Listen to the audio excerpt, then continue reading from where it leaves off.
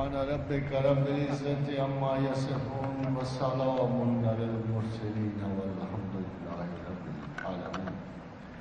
خواتین حضرات، بہت شکریہ. بہت سارے اچھے الفاظ میرا اور میرے ساتھیوں کا ذکر ہوا. اللہ مجھے قابل فرمائے کہ آپ کے اس بہتر گمان پہ پورا اترے. میں نے اپنی قرآن پڑھنے کے بعد اپنی عقل کو اپنے وجود کا حصہ کبھی نہیں سمجھا. حیرانی کی بات یہ ہے کہ جس چیز کو میں ہمیشہ اپنی ملکیت، شاید اس عمر میں جب مجھے ابھی فہم نہیں ہوا تھا اچھی طرح سے، میں نے اسے اپنی ملکیت سمجھتا رہا. میں نے سوچا یہ میری چیز ہے اور میں اسے جس طرح چاہوں اور جس انداز سے چاہوں اس کو استعمال کروں. مگر جب قرآن پڑھا تو سب سے پہلے مجھے عجیب و غریب احساس ہوا کہ یہ میری ملکیت نہیں ہے. مجھے یہ سوچنا پڑا کہ اگر میری عقل میری ملکیت نہیں ہے تو مجھے یہ کس نے ادھار دی ہے اور کس مقصد کے لیے ادھار دی ہے. خواتین حضرات، ادھار بھی نہیں ملی، یہ امانت کے طور پہ دی گئی. اِنَّا عَرَضْنَا الْأَمَانَةَ عَلَى السَّمَاوَاتِ وَالْأَرْضِ وَالْجِبَالِ فَأَبَيْنَ أَن يَحْمِلْنَهَا وَأَشْفَقْنَ مِنْهَا وَحَمَلَهَا الْإِنسَانُ. ہم نے یہ امانت زمین و آسمان کی مخلوقات کو پیش کی. کوئی اس کو اٹھانے کے لیے آگے نہ بڑھا. اہلیت بہت بڑی تھی، ذمہ داری بھی بہت بڑی تھی، مگر اس امانت سے ہم نے ایک جواب بھی مانگنا تھا. یہ عقل دے کے ہم نے ایک صلہ بھی مانگنا تھا. ہم نے اس کو عقل کو واپس لینا تھا اور یہ دیکھنا تھا کہ یہ تازہ ترین مخلوقات میں سے جو سب سے اعلیٰ ترین آسن تکوین میں ہم نے بنائی ہے مخلوق، کیا ہماری اس دی ہوئی امانت کو صحیح طرح استعمال کرتی؟ کیا اس کو مقصد امانت کا علم ہے؟ اس پہ اللہ نے ججمنٹ ہے. اِنَّهُ كَانَ ظَلُومًا جَهُولًا. ایک غلطی سے ضرور ہوئی اس ظالم و جاہل سے. یہ ہمیشہ امانت کے اعلیٰ ترین مقصد سے گریز کرے گا اور کمتر مقاصد میں انوالو ہو کے اپنے آپ کو معزز تر سمجھے. خواتین حضرات، اس امانت علم کے ساتھ ساتھ خدا خود علم تھا اور اس علم کی تعلیم دینے کے لیے جو حضرت انسان کو اس نے انسٹرومنٹ بخشا وہ عقل تھی. جب یہ عقل ہمیں عطا کی اللہ تعالیٰ تو اس کو یہ چوائسز بخشنے کے لیے اس نے اس کو ایک اور آسانی دی کہ عقل از خود کوئی گماں نہ کرے، از خود کوئی فتنہ کھڑا نہ کرے. تو اس نے بڑی ساری قوتوں کے ذکر کے بعد بہت ساری ایجادات جو اس کی اپنی تھیں ان کی تخلیقات کے بعد اس نے انسانی عقل کے بارے میں ایک ارشاد فرمایا وَالشَّمْسِ وَضُحَاهَا وَالْقَمَرِ إِذَا تَلَاهَا وَالنَّهَارِ إِذَا جَلَّهَا وَاللَّيْلِ إِذَا يَغْشَاهَا وَالْأَرْضِ وَمَا طَحَاهَا وَنَفْسٍ وَمَا سَوَّاهَا قَدْ أَفْلَحَا فَأَلْهَمَهَا فُجُورَهَا وَتَقْوَاهَا قَدْ أَفْلَحَا مَنْ زَكَّاهَا وَقَدْ خَابَ مَنْ دَسَّاهَا. کیا لوگوں، یہ چھوٹی چیز نہیں تھی، یہ بہت بڑی ایک اہمیت کی شے تھی جو باقی کائنات کی چیزوں کے متقابل تھی.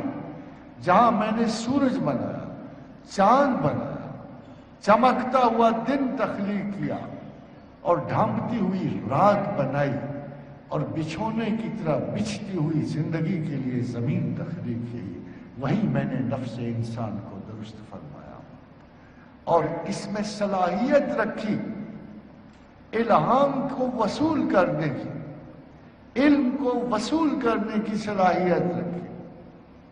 دونوں صلاحیتیں رکھی. اس لیے اس کو کہا وَنَفْسٍ وَمَا سَوَّاهَا. درست اس طرح کہا کہ اگر اس میں نے شر کی صلاحیت وصول کرنی، خیالات کو وصول کرنے کی صلاحیت رکھی تو ساتھ ہی ساتھ میں نے اس کو اعلیٰ ترین الہامات عقل کو وصول کرنے کی بھی صلاحیت رکھی، اور جس نے اچھا چنا وہ فلاح پا گیا، وہ کامیاب ہوا، اور جس نے نہ چنا وہ خسارے میں چلا۔ حاضرین حضرات، قرآن حکیم ٹوٹلی چونکہ سائنسز سے بہت آگے ہے، بہت آگے کی بات کرتا ہے، وہ اختتام داستان تک پہنچتا ہے۔ ایک ویسٹرن سائنسدان نے بڑی اچھی بات کی، اس نے کہا لوگ خدا کے بارے میں بڑی غلط فہمی کا شکار ہے، کیا کوئی ایسا افسانہ نگار بھی ہے، کوئی ایسا ناول نویس بھی ہے جو پہلا چیپٹر لکھ کے باقی تمام لوگوں پہ چھوڑ دو کہ جو جو چاہو اس میں بھر لو، جیسے جیسے چاہے انجام مکمل کر۔ اس نے کہا آج تک تو کوئی ایسا تخلیق نگار نہیں دیکھا کہ جو صرف پہلا ہی ابتدا ہی بگ بینگ کر کے باقی کائنات تم پہ چھوڑ دے کہ جاؤ جو مرضی کرو، میں نے تو تمہیں آغاز دے دیا ہے، باقی کتاب کائنات تم خود مکمل کرو۔ ایسا کبھی نہیں خاتمہ۔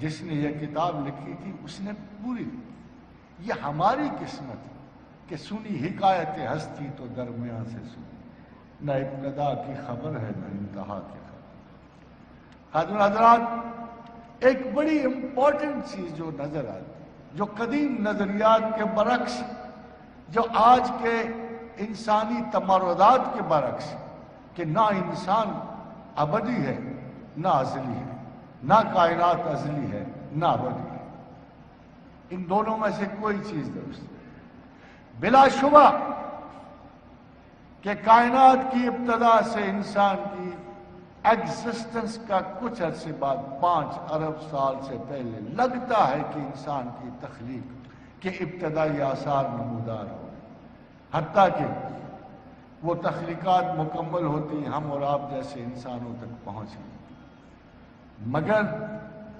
یہ ازلی نہیں تھا، یہ خدا کے ساتھ ہی نہیں پیدا ہوا تھا، بڑے عرصے کے بعد، بڑی مدتوں کے بعد۔ اگر 13.7 بلین کی یہ کائنات تھی، بگ بینگ 13.7 ملین پہ اس کا زیرو آور شروع ہوا، تو شاید انسان کہیں 2-4 بلین سال پہلے، اور اگر مکمل کسی انسان کا سراغ ملتا ہے تو 88 یا 80 کروڑ سال پہلے پرائمیٹ کی شکل میں ہمیں پہلے انسان کا سراغ نظر آتا ہے۔ اس سے پہلے شاید انسان کو بحیثیت انسان کے پہچاننا مشکل، چونکہ مشکل ہے تو قرآن حکیم اس پر رائے، جو بنانے والا اس پر رائے دیتا ہے کہ حل اتی علی الانسان حین من الدہر لم یکن شیئا مذکورا، کہ بلا شبہ اربہا ارب سال، کروڑہا برس، کرنہا کرن، اے انسان کو زمانے میں ایسے رہا کہ کوئی قابل ذکر شے نہ تھا۔ حضرت حضرات، اس ناقابل ذکر شے نے رفتہ رفتہ ذکر پایا، نام پایا، جسم اور وجود پایا، مگر پورا نہ کیا گیا اسے اس وقت تک، جب وجود بن بھی گیا تو اسے پورا نہ کیا۔ آخر میں ایک جملہ قرآن حکیم نے ایڈ کیا اور کہا اِنَّا خَلَقْنَا الْإِنسَانَ مِن نُطْفَةٍ أَمْشَاجٍ لِنَبْتَلِيهِ فَجَعَلْنَاهُ سَمِيعًا بَصِيرًا، یہاں تک تو وجود مکمل ہو رہا تھا کہ اِنَّا هَدَيْنَاهُ السَّبِيلَ إِمَّا شَاكِرًا وَإِمَّا كَفُورًا۔ جب یہ بن گیا، مکمل ہو گیا، انسان ہو گیا، تو پھر ہم نے اسے عقل دی، شعور دی، بات سمجھنے کی صلاحیت دی، ہدایت بخشی اور ہدایت کو وصول کرنے کی صلاحیت بخشی، اور اسے ایک کام دے دیا کہ اِنَّا هَدَيْنَاهُ السَّبِيلَ إِمَّا شَاكِرًا وَإِمَّا كَفُورًا۔ بڑی فراخ دلی سے چوائس دے دیا، چاہو تو ہمیں مانو، چاہو تو ہمارا انکار۔ تو خاتون حضرات، ہم جس کائنات کی بات کرتے ہیں اس کے 2 بنیادی بڑے عناصر، آپ کائنات کی ایک سنگل تھیوری نہیں تخلیق کر سکتے۔ بڑی حیرت کی بات کہ سائنس مفروضوں سے کام کرتی، وہ سائنس جو دوسروں کو تانا دیتی ہے کہ یہ نان آبجیکٹو ہے، سب سے بڑھ کر جب کائنات کی وسعتوں میں پہنچتی ہے تو صحرا میں گم شدہ مسافر کی طرح ستاروں کو دیکھ کے اٹکل پچوں سے کام لے رہا۔ مجھے بڑے سے بڑا کاسمولوجسٹ، صحرائے گوبی میں آگ کے گرد مسافروں کے قافلے والوں کو پرانی اساطیر الاولین سناتا ہوا لگتا ہے، ایسے کوئی لگتا، اس کی کوئی یقینی بات نہیں۔ یہ وہ بڑی کائنات ہے جہاں آپ کے بہت سارے فیکچول لاز ہیں رد ہو جاتے ہیں، جہاں نیوٹونین کانسیپٹ رد ہو جاتا ہے، ریلیٹیوٹی ختم ہو جاتا ہے، اسپیشل ریلیٹیوٹی ختم ہو جاتا ہے، کوانٹم ختم ہو جاتا ہے، سپر کوانٹم نظریات سارے ختم ہو جاتے ہیں۔ پھر سائنسدان ڈائمینشنز کے پیچھے کہ کس ڈائمینشن کے لیے کون سا قانون، ایک میتھمیٹیشین نے بڑی خوبصورت بات کی کہ آج تک یہ سمجھ نہیں آئی کہ یہ فارمولے کائنات کے اندر موجود ہوتے ہیں یا انسان جس فارمولے پہ پہنچتا ہے وہی کائنات میں موجود ہے۔ یہ سمجھ نہیں آئی کہ کیا انہیرنٹلی کائنات کسی میتھمیٹیکل اصول پہ چل رہی ہے، یا یہ ہوتا ہے کہ ہم کسی میتھمیٹیکل اصول پہ پہنچے کہیں نہ کہیں کائنات کے کسی نکر میں وہ نظر آ جاتا ہے۔ یہ ایک بدقسمتی ہے خاتم حضرات کہ اگر ہم انسان کی طرف سے، سائنسدانوں کی طرف سے، علماء فطرت کی طرف سے، جس کو خدا نے اپریشیٹ کیا کہ میرے بڑے پسندیدہ بندے ہیں وہ الذین یذکرون اللہ قیاما وقعودا وعلی جنوبہم وَيَتَفَكَّرُونَ فِي خَلْقِ السَّمَاوَاتِ وَالْأَرْضِ، بڑے ہی میرے پسندیدہ بندے ہیں جو تخلیق کائنات پہ غور، بڑے ہی میرے پسندیدہ بندے ہیں جو تخلیق کائنات پہ غور کرتے ہیں، سوچتے ہیں، سمجھتے ہیں، جو اس کی دی ہوئی امانت کو استعمال کرتے ہیں۔ بٹ واٹ اینڈ، کس لیے استعمال؟ کیا تکبر ذات کے لیے؟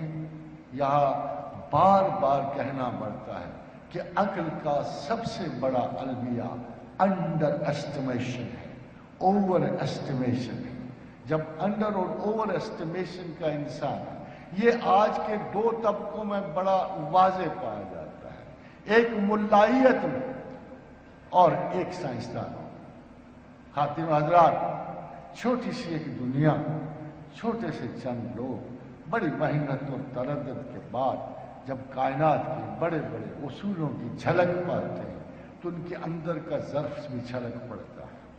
They start convincing themselves، ایک unimportant temporary مخلوق جو کبھی ازلیت کی حامل نہیں تھی، کبھی ابدیت کی حامل نہیں تھی، اپنے بارے میں ایک خوشگمانی پال لیتے ہیں کہ اس کائنات کی مسابقت، سرداری، حکومت ہمیں اس لیے ملی ہے کہ ہم خود عاقل ہیں۔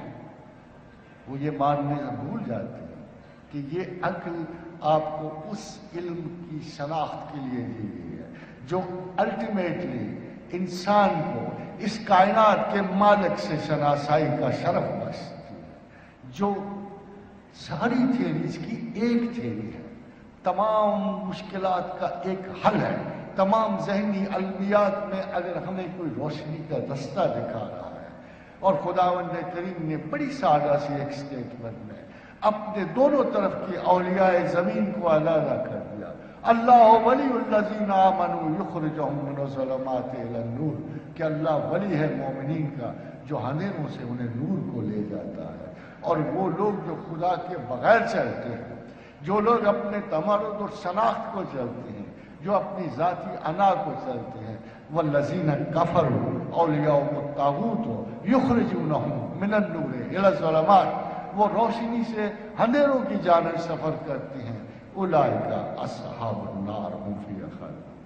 مگر خاتمہ حیرت کی ایک بات ہے، جنت بھی دائمی نہیں، دوزخ بھی دائمی نہیں، خدا کے بغیر کوئی شے نہیں، ایک ذات ہے قدیم، باقی سب ختم ہونے والے پیریڈ سے، ختم ہونے والے آثار ہیں۔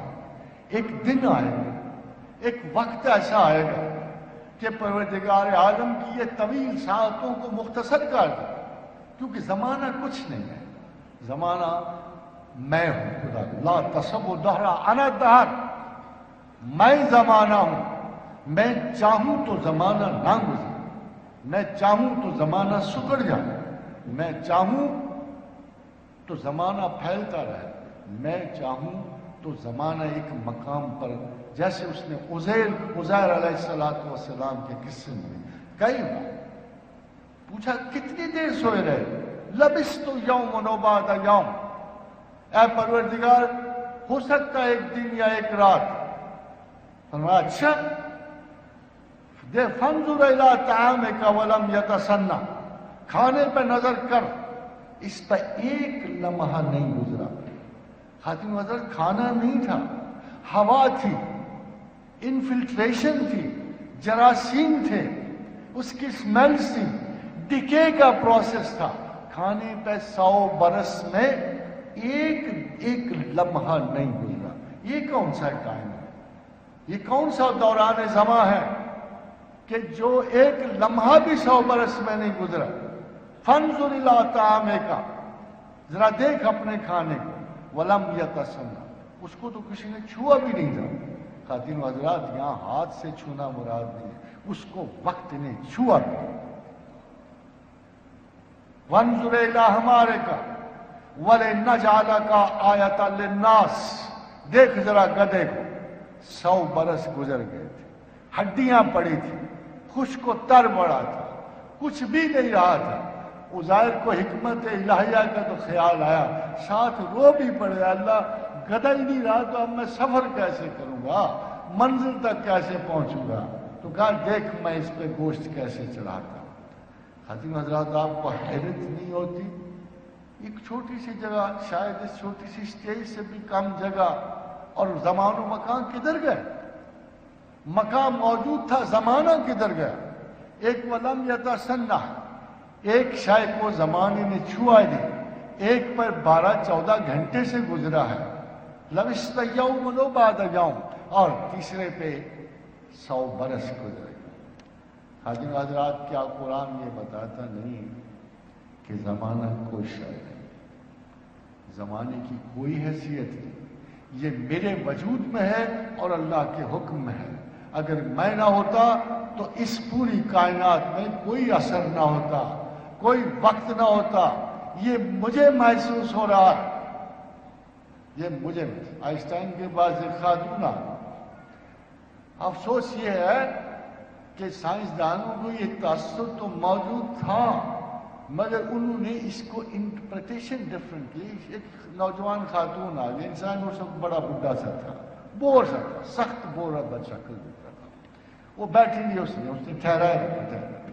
اتنے میں اسے فون شون آ رہے، میسج آ رہے تھے کہ وہ تمہارا جو برخوردار بوائے فرینڈ ہے وہ تمہیں کال کر رہا ہے۔ وہ جو ادھر پہلو بدل رہی تھی، ادھر پہلو بدل، بڑی کوشش کی اس نے جان چھڑانے کی، سوال کو وہ پوچھ بیٹھی تھی۔ کافی دیر بعد سے آئنسٹائن نے کہا تجھے ریلیٹیوٹی سمجھ آ گئی ہے؟ اس نے کہا کیسے؟ اس نے کہا جتنا وقت تو نے میرے ساتھ گزارا ہے، پہلے تو نے کتنا وقت گزارا؟ اس نے کہا جی گھنٹہ تو گزر گیا ہوگا۔ آئنسٹائن کا ابھی تو 5 منٹ بھی نہیں۔ اگر خلاف مرضی جو تو میرے ساتھ بیٹھی ہے تو وقت کی اضافت 5 منٹ ہی ہوئی۔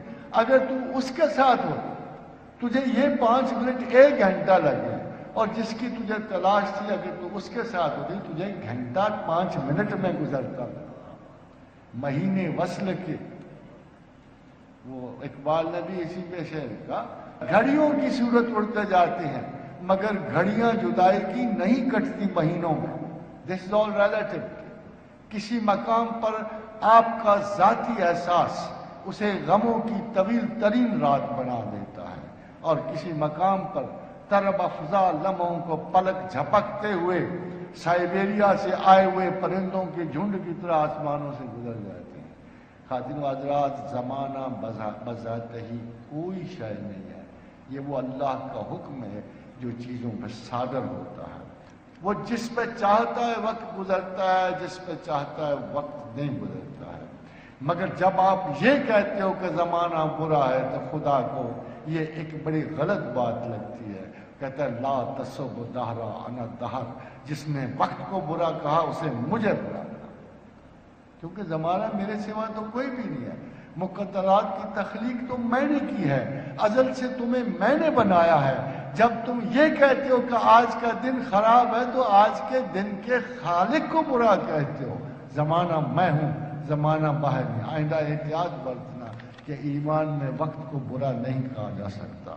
وقت اچھا بھی نہیں، وقت برا بھی نہیں. بعض اوقات برے وقت آپ کو اچھے وقتوں کے سبق دیتے ہیں. وَعَسَىٰ أَن تَكْرَهُوا شَيْئًا وَهُوَ خَيْرٌ لَكُمْ، کسی چیز سے تم کراہت کھاتے ہو اور اس میں خیر ہوتی ہے. وَعَسَىٰ أَن تُحِبُّوا شَيْئًا وَهُوَ شَرٌّ لَكُمْ، کسی چیز سے تم محبت رکھتے ہو اور اس میں شر ہوتا ہے. وَاللَّهُ يَعْلَمُ وَأَنْتُمْ لَا تَعْلَمُونَ، اللہ جانتا ہے اور تم نہیں جانتے. صدیوں سے انسان نے بہت بڑی کاوشیں کی ہیں بہت ساری باتوں کو، خدا کی باتوں کو سمجھنے کی، خدا کے بغیر سمجھ. اس کا نتیجہ یہ ہے کہ ہم ٹوٹل ایک کیاٹک پیٹرن کے تھاٹ میں محصور ہو کے رہ گئے. بہت ساری سائنٹیفک باتیں خدا کے معیار تک آئی بھی ہیں، مگر بہت سارے جو فلاسفرز آف فزکس ہیں یا میتھمیٹیشنس ہیں، یہ ابھی تک تامتویاں اس لیے چل رہی ہیں، یہ اندھیروں میں بانٹ پھینک رہے ہیں صرف اس لیے کہ یہ خدا کے بغیر کائنات کو سمجھنے کی کوشش کریں. اگر آپ قرآن دیکھو، ایک عجیب سا انداز ہے اللہ میں، بڑا معمولی سا، جیسے کچھ شائع بھی نہ ہو، بڑی معمولی کام اس کو لگتے ہیں. وہ تم سے پوچھ رہا ہے کیا یار بات سنو، تم کہتے ہو دوبارہ کیسے اٹھایا جاؤں گا؟ بھلا اتنی بڑی کائنات کی تخلیق کو چھوٹا سا امر تھا، تم کو بھی اس سے بھی بڑے ہو کہ مجھے بلانا مشکل ہو جائے گا. کبھی وہ کائنات کی ابتدا کی بات کرتا ہے، کبھی وہ زندگی کی ابتدا کا. کون ایسا آتھر ہوگا، خاتون حضرات غور کرو، کون ایسا مصنف ہوگا کہ جو صرف دو فکروں میں کائنات اور حیات کی ابتدا کو ختم کر دے؟ دو فکروں میں، اولم یر الذین کفروا، تم میرا کیسے انکار؟ دو فکروں میں، اولم یر الذین کفروا، تم میرا کیسے انکار کر سکتے؟ ان السماوات والارض، زمین و آسمان پہلے یکجا تھے، ملے ہوئے تھے، اکٹھے ہوئے تھے. کانتا رتقا ففتقناہما، پھر ہم نے انہیں جبرن جدا کر پھاڑ دھاگوں کے گولوں کی طرح بکھیرے، دھاگوں کی طرح بکھیرے. کانتا رتقا ففتقناہما، اور پھر یہ تو کائنات کی ابتدا. وجعلنا، اور پیدا کیا، من الماء، پانی میں سے، کل شیء حی، تمام حیات. ساتھیو حضرات، یہ کون شخص ہو سکتا ہے 1500 برس پہلے؟ بھلا سوچو تو صحیح، کتنی آسانی سے اتنی بڑی کائنات کی پوری ایگزسٹنس کو دو جملوں میں سمیٹ رہا. کیا آپ کو خیال نہیں آتا کہ صرف وہی ہو سکتا ہے جس نے خود بنایا، اس کے علاوہ کوئی ایسی ہستی نہیں ہو سکتی جو اتنے بنیادی قوانین حیات و کائنات کو اتنے مختصر انداز میں بیان کر رہا. پھر آگے چھوٹا سا جملہ کہ افلا یؤمنون، تم نے ماننا کب ہے؟ تم ضدی و سرکش لوگ ہو، تم نے عقل کے غلط استعمال کی قسم اٹھائی ہوئی ہے. تمہیں اگر شعور ہوتا، تھوڑی سی عقل ہوتی، ان شر الدواب صم البکم الذین لا یعقلون، اگر تمہیں تھوڑی سی عقل ہوتی تو تمہیں صاف نظر آتا کہ جو انفارمیشن کسی صورت بھی زمانے میں کسی کو حاصل نہیں ہو سکتی، اگر محمد رسول اللہ اپنے اللہ سے لے کے تمہیں بتا رہے ہیں تو اس اللہ کے سوا زمین پہ کوئی سچائی نہیں ہو سکتی. ساتھیو حضرات، سائنسز نے کوشش کی، بھرپور کوشش. 3000 سال کے بعد یہ جو ابھی آپ کو مناظر دکھائے گئے بگ بینگ کے، یہ سائنس اس قابل ہو گئی کہ ایک بنیادی قانون خداوند کی مطابقت کر سکے. 1500 برس ہو گئے مسلمانوں کو. اگر کوئی مسلمان سکالرز ہوتے نا، دانا ہوتا، اگر وہ یونانی فلسفے سے متاثر نہ ہوتے، اگر ارد گرد کے علوماء ناقص علوم سے متاثر نہ ہوتے، اگر صرف قرآن پڑھا ہوتا، سادہ ترجمہ قرآن کا دیکھا ہوتا، تو 5 بڑے بڑے کاسمولوجیکل لا 1500 برس پہلے سے مسلمانوں کی میراث ہوتی. نمبر 1، کائنات پہلے یکجا تھی، پھر اسے پھاڑا گیا، جدا کر دیا. نمبر 2، کائنات میں تمام سیارے ہیں، کوئی ثابت نہیں، ہر چیز کائنات میں چل رہی ہے. نمبر 3 کہ اللہ تعالیٰ نے تمام حیات پانی سے پیدا کی ہے۔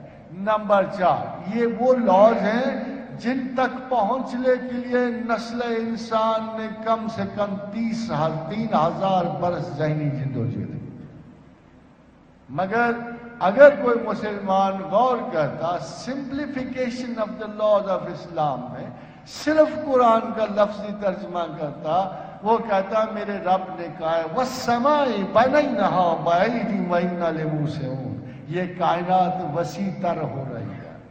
اگر کوئی واقعی اسلام اور قرآن میں یقین رکھتا ہوا عالم ہوتا ان 1000 برسوں میں، وہ ضرور آپ کو 5واں بھی قانون دے جاتا اور کہا کہ دیکھو کائنات میں جتنے سیار ہیں سارے کے سارے خدا کے ہم نے کلن فی فلکی یسبحون، ہر ایک ستارہ یا ہر سیارہ اپنے اپنے کانسٹلیشن اور فلک میں تیر رہا ہے۔ حضرت حضرات، آپ ایڈوانسڈ موسٹ نالجبل کاسمولوجی کے ہوتے آج کے دنوں میں ادھر ایک اطلاع آتی، آپ کہتے لو یہ کوئی نئی بات ہے، تم آج پہنچے ہو، ہمیں تو 1000 سال پہلے سے بتا دیا گیا ہے، ہمیں تو اس پہ یقین تھا۔ نہ صرف یہ ہوتا but a Muslim cosmologist, a Muslim philosopher would have started gaining this knowledge 1000 years before that any Western scholar or scientist could have strived for it۔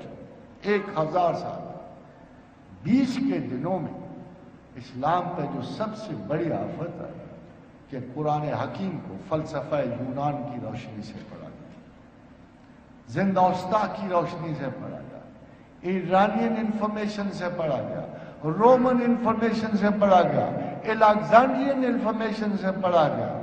لوگوں نے اسے قرآن کو بحیثیت ایک بالکل مستحکم کتاب احکمت آیات ثم فصلت من لدن حکیم خبیر، اس کتاب کی ایک ایک آیت ہم نے تولی، پرکھی، زمان و مکان کے حساب میں رکھی، پھر تمہیں دی ہے۔ آج نہیں، روز قیامت تک اس کی ایک ایک آیت ہر لینگویج، ہر انفارمیشن، ہر علم کے معیار پہ پوری اترتے ہوئے خدا کی حقانیت کا ثبوت ہو۔ That's me for God۔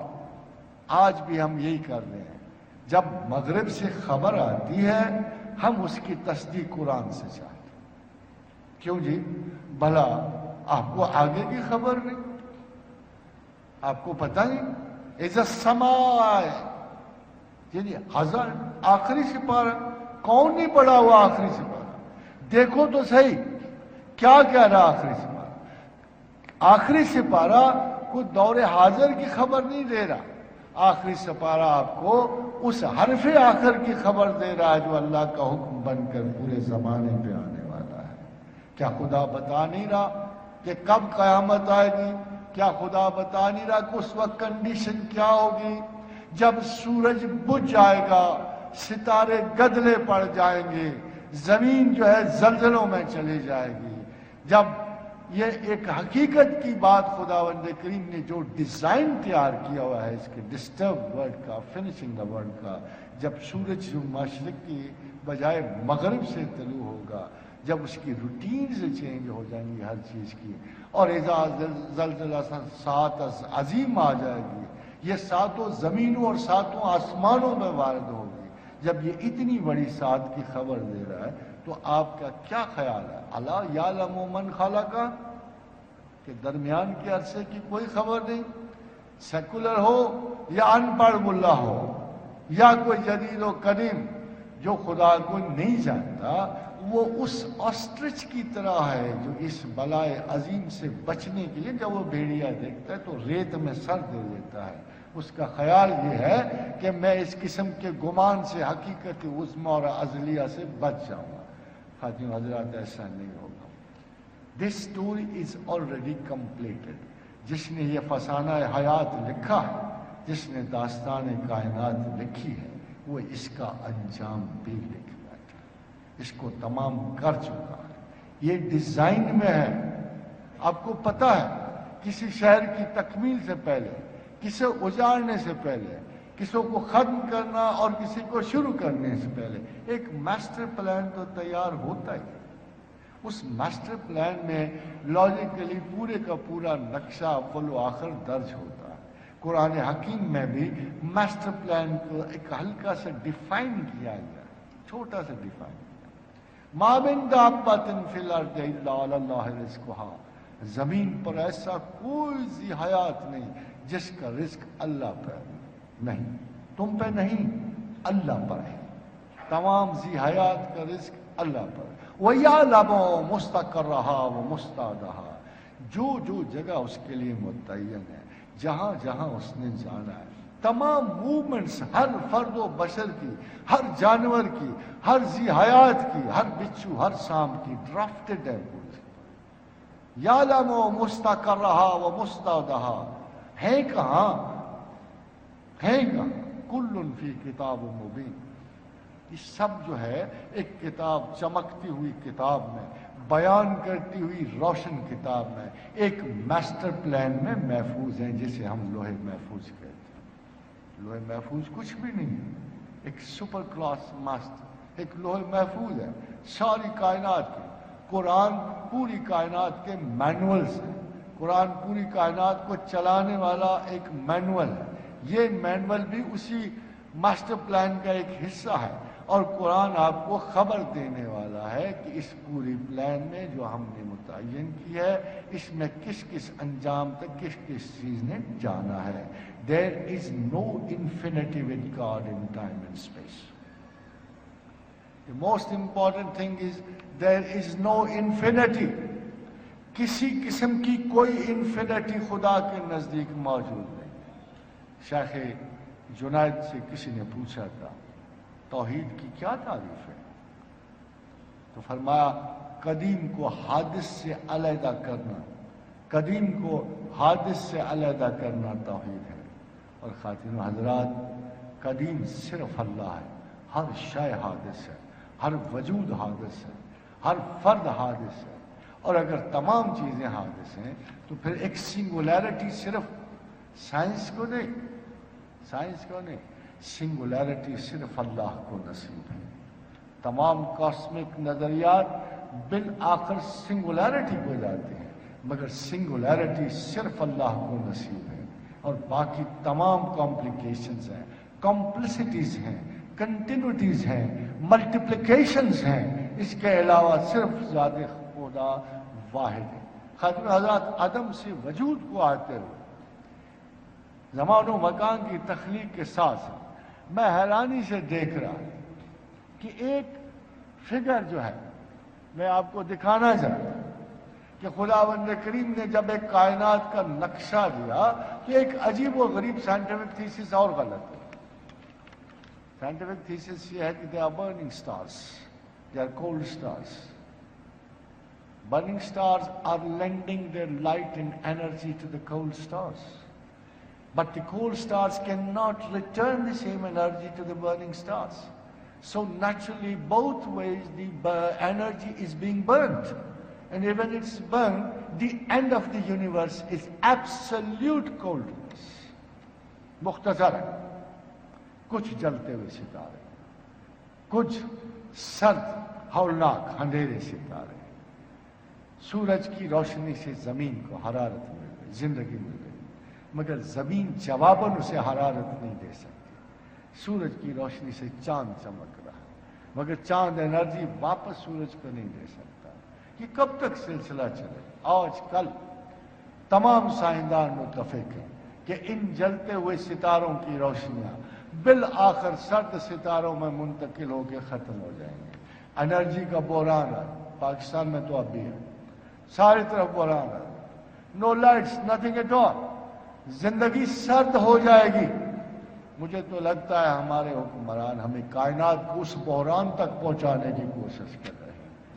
بالکل سرد ہو جائے گی کائنات، چولہے سرد، زندگی سرد، پانی سرد، ہر شے سرد، جمود طاری ہو جائے. ہو سکتا ہے پورا پاکستان ہی سیاچن میں بدل جائے. خواتین و حضرات، یہ جمود جو ہے خدا کے ہوتے ہوئے نہیں ہو سکتا. اس لیے ذرا سنو کیا ہے. تھوڑا سا استنباط چاہیے ہوتا، تھوڑی سی فقہ قرآن کو سمجھ۔ اللہ نور السماوات والارض مثل نور کمشکات فیہا مصباح المصباح فی زجاج، ایک تاک میں ایک روشن شمع کے آگے شیشہ۔ اگر آپ نے غور کیا ہو، اب ذرا غور کر کے دیکھو کہ ہم نے زمین و آسمان 6 دن لگائے، 6 دن،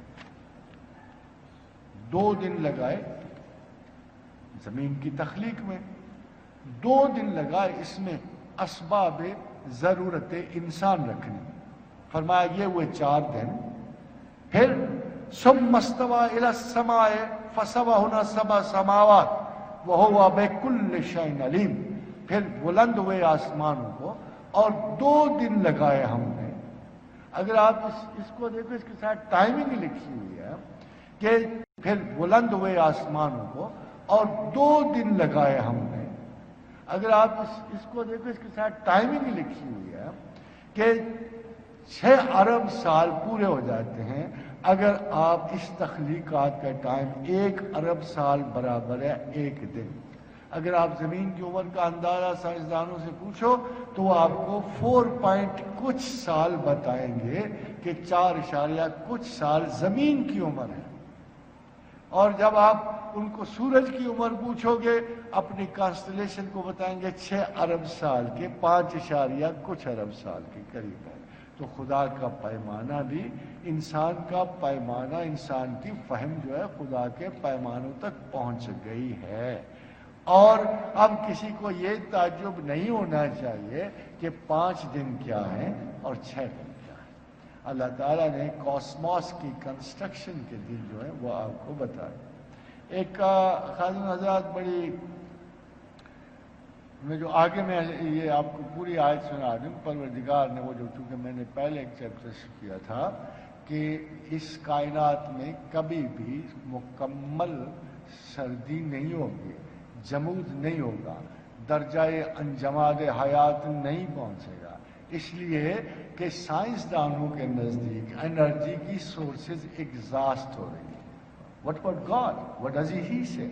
وہ کہتا ہے کہ دیکھیے کہ میں نے اس کائنات کی میں بنیاد ہوں، میں اس کا نور ہوں، اور اس کی مثال ہے کوكب دری یوقد من شجرۃ مبارکۃ زیتونۃ لا شرقیۃ ولا غربیۃ یکاد زیتها یضیء ولو لم تمسس نار نور علی نور، یعنی میں اس چراغ کی طرح ہوں کہ جیسے زیتون کا چراغ، نہ اس میں دھواں نہ اس میں بو، بلکہ اس چراغ کی طرح جس کی نہ لو کم ہوتی ہے نہ زیادہ ہوتی۔ پروردگار عالم کے قریب کائنات کی جو سورس آف انرجی ہے وہ خود ہے، اور اس انرجی کی نہ لو کم ہوتی ہے نہ زیادہ ہوتی ہے۔ Therefore, we go against the idea, this concept کہ کائنات کبھی سرد نہیں ہوگی سوائے اس وقت کہ جب اللہ کی آخری آیت کا ورود پہنچے گا۔ کیا اسی کائنات میں 7 آسمان ہیں؟ ہمیں احادیث بتاتی ہے کہ پوری 7 زمینوں کا حساب ایک زمین پر بھی لیا جا سکتا ہے اور ایک دن میں لیا جائے۔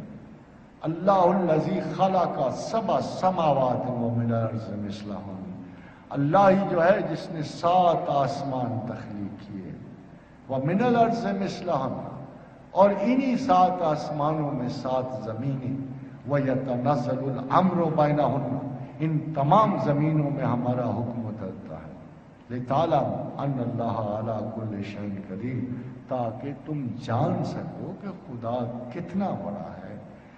خدا کو آپ پہ روب نہیں ڈال رہا، روب کے لیے آپ بہت کم تر مخلوق ہو، آپ نہ اس کے حریف ہو نہ اس کے قریب ہو، اس لیے اللہ تعالیٰ صرف آپ کو ایک اس نے بڑی قیمتی شے دے دی، امانت دے دی، اپنے پاس سے دے دی۔ He wants you to know کہ تمہارا رب کتنا بڑا ہے، تم کسی کمزور شے کے محکوم نہیں ہو، کسی ایسے بادشاہ کے محکوم نہیں ہو جس کی قید حکومت میں بغاوت کا اندیشہ ہو۔ یہاں کوئی فتنہ نہیں ہو سکتا، کوئی بغاوت نہیں ہو سکتی، اس کا کوئی حد و حساب نہیں ہے، اس کا ہاتھ خالی نہیں ہوتا، وہ اپنی مملکت میں فاقہ نہیں پھیلا سکتا، اس کے پاس اتنا بے حساب ہے کہ وہ ایک ایک فرد، ایک ایک ذرے، ایک ایک پتھر، ایک ایک اینٹ، ایک ایک چیونٹی کو بھی رزق پہنچانے میں اتنا ہی فیاض ہے جتنا بڑے سے بڑے محلات میں رہنے والوں کو رزق پہنچاتا ہے۔ اس نے بڑی وضاحت سے آپ کو ایک بات کہی، وَلَوْ كَانَ فِيهِمَا إِلَّا اللَّهُ لَفَسَدَتَا، اگر کائنات میں وَلَوْ كَانَ فِيهِمَا إِلَّا اللَّهُ لَفَسَدَتَا، اگر کائنات میں دو خدا ہوتے تو فساد ہو جاتا، اگر کائنات میں خدائی بٹ جاتی، اس لیے آپ کو کوئی اپنے مالک کی فکر نہیں کرنی چاہیے، تختہ نہیں الٹ سکتا۔ الا اللہ لفسدتا، کہ اس خدا کی مملکت میں کوئی فساد نہیں ہو سکتا، کوئی دوئی نہیں ہے، حق لا شریک ہی رہے گا، اور اس کو بالآخر بلا شرکت غیر اپنی مملکت عدم میں پلٹ جانا۔ یہ ایک بات بڑی امپورٹنٹ ہے۔ فائنل اس نے کہا جنت کب تک قائم رہے گی، دوزخ کب تک قائم رہے گی؟ دیر از نو ایٹرنیٹی، بہت طویل عرصہ، جتنے سال گن لو، خربہ گرب سال، مگر ساتھ ایک چھوٹا سا جملہ لکھ دیا، ما دامت السماوات والارض، جب تک زمین و آسمان قائم رہیں گے، جب تک، مگر کیا زمین و آسمان قائم رہیں گے؟ نو، ساری ٹو سے، قرآن کہتا نہیں، الٹیمیٹلی زمین و آسمان قائم نہیں رہیں گے۔ کیا ہوگا یہاں آ کے again we come back to the sciences, big bang میں ابتدا سے تو اتفاق کر رہا ہے خدا، مگر فنیشنگ اینڈ میں کرنچ کے ساتھ اتفاق کرتا نظر نہیں آتا۔ چندرا شیکھرا نے کہا تھا کہ جب یہ رک جائے گی کائنات چلتی چلتی، جب اس کی انیشل فورس ختم ہو جائے گی، یہ واپس پلٹے گی اپنے سینٹر کو، مگر جب انہوں نے غور کیا کہ کتنا ہیوج میس واپس پلٹے گا کائنات کو، تو ان کو خیال آیا کہ کیا یہ پوری کائنات ایک ذرہ معدوم میں سمٹ سکتی ہے؟ ڈر گئے، سارے سائنسدان ڈر گئے، ان کے تصور سے بالا تھا کہ پوری کائنات پیچھے پلٹ کے سارا وجود، یہ سارا میس جو ہے پھر ایک ذرہ معدوم میں سمٹ جائے گا۔ یہ نہیں ہو سکتا، عقل جتنی اتنی ہو سکتی، یہ نہیں ہو سکتا، بالکل نہیں ہو سکتا۔ انہوں نے ایک حد لگا دی کہ ایک حد کے نیچے کائنات نہیں سمٹ سکتی، کرنچ ہوگا مگر کرنچ کی لمیٹیشنز ہوں گی، اور ایک نیچے واپس پلٹتی ہوئی کائنات ایک حد تک ختم ہو۔ ذرا تھوڑا سا غور کرنا، یہ کام ان کے لیے کتنا مشکل ہے۔ سبحان اللہ تعالی علیہ، سبحان ربک رب العزت عما یصفون والسلام علی المرسلین والحمد للہ رب العالمین۔ بڑی مختصر سی بات کہتا ہے، جب میں تنگ آ جاؤں گا، لگتا ہے کوئی لمحہ بورڈم اللہ پہ گزرے گا، ادھر کائنات کی تمام ہونے کا وقت ہوگا، ادھر موصوف ایک بڑے ڈیسک پہ بیٹھے ہوں گے، بڑی عرش ڈیسک ہی ہے، بہت بڑی کائنات سامنے ہوگی، ادھر سے ہاتھ ماریں گے سارے کاغذ سمیٹیں گے، ادھر سے ہاتھ ماریں گے سارے کاغذ، جیسے کوئی بور نہیں ہو جاتا اٹھتے ہوئے کہ ادھر ادھر سے سارے جلدی جلدی میں سارے کاغذ جمع کیے اور چلتے بھی۔ یوم نطوی السماء کطی السجل للکتب، یوم نطوی السماء کطی السجل للکتب کما بدانا اول خلق نعیدہ وعدا علینا انا کنا فاعلین۔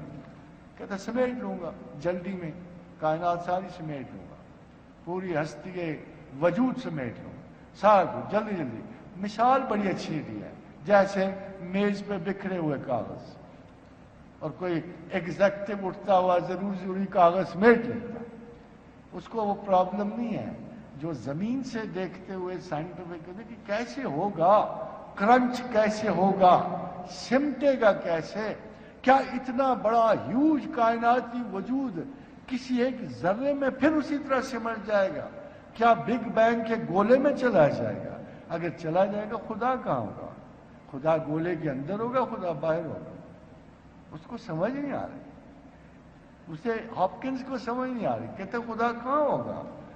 وہ کہتا ہے اگر مجھے پتہ لگ جائے ایک لمحہ پیشتر بگ بینگ سے پہلے خدا کیا کر رہا تھا، چونکہ وقت نہیں تھا بگ بینگ سے پہلے، وقت بگ بینگ سے شروع ہوا، چونکہ وقت نہیں تھا خدا بھی نہیں تھا. مولانا فرمائیے اس دانشور کو جو وقت کو خدا کا خالق ہے، وہ وقت کو خدا کا خالق کہہ رہا ہے، چونکہ وقت نہیں تھا، کام نہیں تھا، اللہ میاں بیکار بیٹھ نہیں سکتے، اللہ میاں بھی نہیں تھے، قصہ ختم. مگر خاتون حضرات اس سے پوچھو بھائی میاں جو بگ بینگ سے باہر بیٹھا ہوا بگ بینگ کر رہا ہو تو پھر کیا ہوگا؟ اگر اس کے سامنے گولے پہ ورک ہو رہا ہو، اس بگ بینگ جیسے پتہ نہیں پہلے کتنے بگ بینگ وہ کر چکا ہو، آج آپ کہتے ہو کہ ملٹیپل یونیورسز کا بالکل کانسیپٹ کلیئر ہو گیا ہے، تو آپ کو کیا پتا کہ اس نے اس کائنات بالا میں، یہ تو چھوٹی سی کائنات ہے، ایک آسمان، اس نے تو 7 آسمان بنائے ہیں. خادم آزاد بڑے مزے کی بات ہے کہ پرانے ہمارے دانشور ہوتے تھے کائنات کی وضاحت، جب آسمان کی وضاحت کسی نے کہا کہ خلا آسمان، ایک صاحب زیادہ بلیغ ہو گئے، انہوں نے کہا نہیں ہماری کنسٹلیشن آسمان ہے. اس سے آگے بڑھے، کسی نے کہا نہیں یہ ایک شاید گیلیکسی آسمان. خادم حضرات بات یہ ہے اللہ اپنے محاورے میں بہت سادہ ہے، and we don't have the ample understanding کہ ہم خدا کی تلمیح کو، محاورے کو جدید ترین انداز میں یا کسی لینگویج یا کسی اشارے کو سمجھ سکیں. اب اللہ دیکھو کتنا عجیب و غریب انداز اختیار کرے کہ چاند کیا ہے، سورج کیا ہے، بڑے ہیوج، ہمیں یہاں سے دیکھ کے دہشت آتی ہے، اسے کیا کہتا ہے؟ وَجَعَلْنَا سِرَاجًا وَهَاجًا، ایک چراغ ہے جو جلتا ہوا میں نے بنایا. کہتا ہے اب ایک 99 مائل کا اسٹرائڈ آیا، اب ایک نیا تھیسس بھی اس سے بدل گیا. پتہ یہ لگا کہ ڈینوسارز جو ہیں یہ بھوک سے نہیں مرے. پتہ یہ لگا کہ ڈینوسارز جو ہیں یہ بھوک سے نہیں مرے. پتہ لگا کہ انسان کو آگے بڑھانے کے لیے پروردگار نے ایک بہت بڑا اسٹرائڈ 99 مائلز کا اس کے اثر انداز ہو وہ زمین سے آگے ٹکرایا. اس کے تحت زمین پر قریباً تمام ڈینوسارز ختم ہو گئے، ایک نیا دور تخلیق شروع ہو گیا. مگر اب آپ دیکھیے صحیح کہ خدا کیا کہتا ہے، یہ 99 مائلز جو تھا لمبا تھا اسٹرائڈ تھا، کہتا ہے اگر میں آسمان سے ایک پتھر پھینک دوں تو تم تو اسی سے تباہ ہو جاؤ. اللہ میاں کے بنٹے گیٹے اسٹرائڈ چھوٹے چھوٹے، اتنی بڑی عظمتوں میں ہمارے تمام اندازے شل. ہم زیادہ تر غلطیاں اسی لیے کمٹ کرتے ہیں کہ ہم اپنے ظرف اندازہ کو اٹھانے کی کوشش نہیں کرتے. So Allah is very clear about this کہ ساری کائنات جب وہ سمیٹ چھوٹا کر دے گا، اس کو لپیٹ لے گا. وہ تو اگر آپ محاورہ دیکھو کہ اللہ دائیں ہاتھ میں پوری جنت دوزخ اور کائنات سمیٹے، بائیں ہاتھ میں سمیٹ. اب یہ ہاتھ کون سا ہے، کس قسم کا سمبل ہے؟ یہ سمبل بڑا واضح ہے کیونکہ جو خدا کی عظمتیں ہیں جو ہمارے یہاں سے گزرتے ہوئے ہمارے اپنے قد و قامت کا کچھ پتہ نہیں. ہم تو ایک گھسیٹے گئے چھوٹے سے بنا کر اس زمین پہ رکھے گئے ہیں. اس زمین کے سائز کے مطابق ہمیں بنایا گیا. انسان کو تخلیق کیا گیا، اس کا سائز بنایا گیا، مگر اس کا اصلی سائز کیا ہے؟ یہ تو بلین ایئرز سے چلا ہوا انسان ہے. Billion years. کیا خوبصورت شعر کہا تھا قرۃ العین طاہرہ، بڑا خوبصورت بات کہ ایک وقت تھا، قرۃ العین طاہرہ کہتی ز بلا چکو سے بلا ز دلا چکو سے بلا زدم بجواب طبل الست تو. قرۃ العین طاہرہ کہتی ہے کہ بجواب طبل الست تو، جب تم نے پوچھا تھا نا الستو بربکم، پتہ نہیں کب کی بات ہے، آپ کو حاضرین میں سے کسی کو یاد ہو تو مجھے پتہ نہیں، لگتا ہے کہ یہ زمین کی تخلیق سے پہلے کی بات ہے۔ یہ کوئی ہے، اگر قریب ترین کوئی ٹائم اسیس ہو سکتا ہے تو 10 بلین ایئرز کی بات ہے کہ ہمیں سب کو اس نے اکٹھا کیا، ہمارے ڈرافٹنگ کی، ہماری ارواح کو اس نے پیٹرن بنائے، پھر اپنے سامنے کہا دیکھو تمہاری چپس میں نے ایک لازماً ہدایت رکھ دی کہ تم مجھے پہچانو۔ ہر انسان میں مشرق و مغرب کا ہو، آسمان و زمین کا، میں نے ایک بیچ میں صلاحیت رکھ دی، وہ صلاحیت میں نے ٹیسٹنگ کی ہے۔ یہ جو آپ نے یوم میثاق، اس دن تمام ہیومن چپس کی آزمائش ہوئی۔ خدا نے پوچھا کہ کیا ان سب میں رکھ دیا گیا ہے یہ کہ یہ اللہ کو پہچانیں گے؟ الستو بربکم، ایک ایک کا جواب پازیٹو ہے، یس یس یس یس یس، کالو بلا بلا بلا بلا بلا بلا۔ قرۃ تعالیٰ نے بیچاری سچ کہتی ہے، بجواب تبلے الست، تو جب تو نے الست کا الارم دیا ہمیں، تبل بجایا، زدلا چوکو سے بلا زدم، اور میں نے جواب میں بلا کہہ دیا، لو مصیبت آئی۔ تب سے مصیبت آئی 10 بلین سال پہلے، ہما خیمہ زد بدر دلم، سپاہے غموں خشموں بلا، تب سے میرے دل پہ خشم و بلا اور قہر کی اور یہ تمام مصائب کی فوجوں نے میرے دل پہ اس دن سے ڈیرا ڈالا ہوا۔ آج نہیں ہے، آج نہ سمجھنا کہ آپ سے کوئی غلطی ہوگی جنت سے نکالے گے، وہ کہتی ہے نہیں، یہ تو تب سے ہے جب سے میں نے اس کے الست کے جواب میں بلا کہہ دیا، ہاں کہہ دی۔ I took the responsibility. That's my problem. I've said yes. I said I know you. I said I can find you. I said I'm best of the instruments. I have my mind. I have the wisdom to know all these things. I will certainly, oh Lord God, I will settle. بہت پہلے کہ Milton نے ایک نظم لکھی paradise last. اتفاق کی بات یہ ہے کہ وہ سارے کے سارے اس ہنگامی وقت سے نکلنے کی کہ یہ کائنات کہاں سے پیدا ہو، قریباً تمام دنیا میں، تمام میتھالوجیز میں ایک وجود خالص کا ذکر موضوع ہے۔ حتیٰ کہ جان ملٹن نے وہ جو بالکل ریپیٹ کر رہا تھا عہد نامہ قدیم کی داستان، اس نے کہا کہ میں سمجھتا ہوں کہ heavens and earth rose out of a chaos، کہ ایک بے انداز غیر معلوم ایک کیاس سے، ایک ایسے فتنے سے، ایسے ہنگامہ کبرا سے، یہ پوری دنیا، یہ جنت، یہ فردوس، یہ ساری چیزیں ایک ہنگامہ کبرا سے ابھرا۔ حضرت حضرات ایک اور بڑی مزے کی بات آپ بتاؤں کہ آف لیٹ ایک سٹرنگ تھیوری جو ہے وہ قریباً قرآن کے قریب آ گئی، قریباً، ابھی وہ پوری طرح سالیڈیفائی نہیں، یعنی چلتے چلتے پھرولتے کئی بار اس کی خاطر ذرے ذرے کا جگر چیرا، مگر یہ چشم حیران جس کی حیرانی نہیں جاتی، چیرتے ایٹم سے ہیسان میسان سے گزرے، اس سے باریک طرز، آخر چلتے سائنسدان کی تحقیقی نظر نے یہ انکشاف کیا کہ ایٹم تو ہے ہی کوئی نہیں، وجود ہی کوئی نہیں، چند دھاگے ہیں، یعنی بالآخر تمام وجود کائنات دھاگوں کا بنا، ایٹم تو دھاگے ہیں، سٹرنگز ہیں، سٹرنگز، مگر سٹرنگز میں ایک اجنبی سی حرکت موجود ہے، یہ نہیں پتا وہ سٹرنگز جو ہیں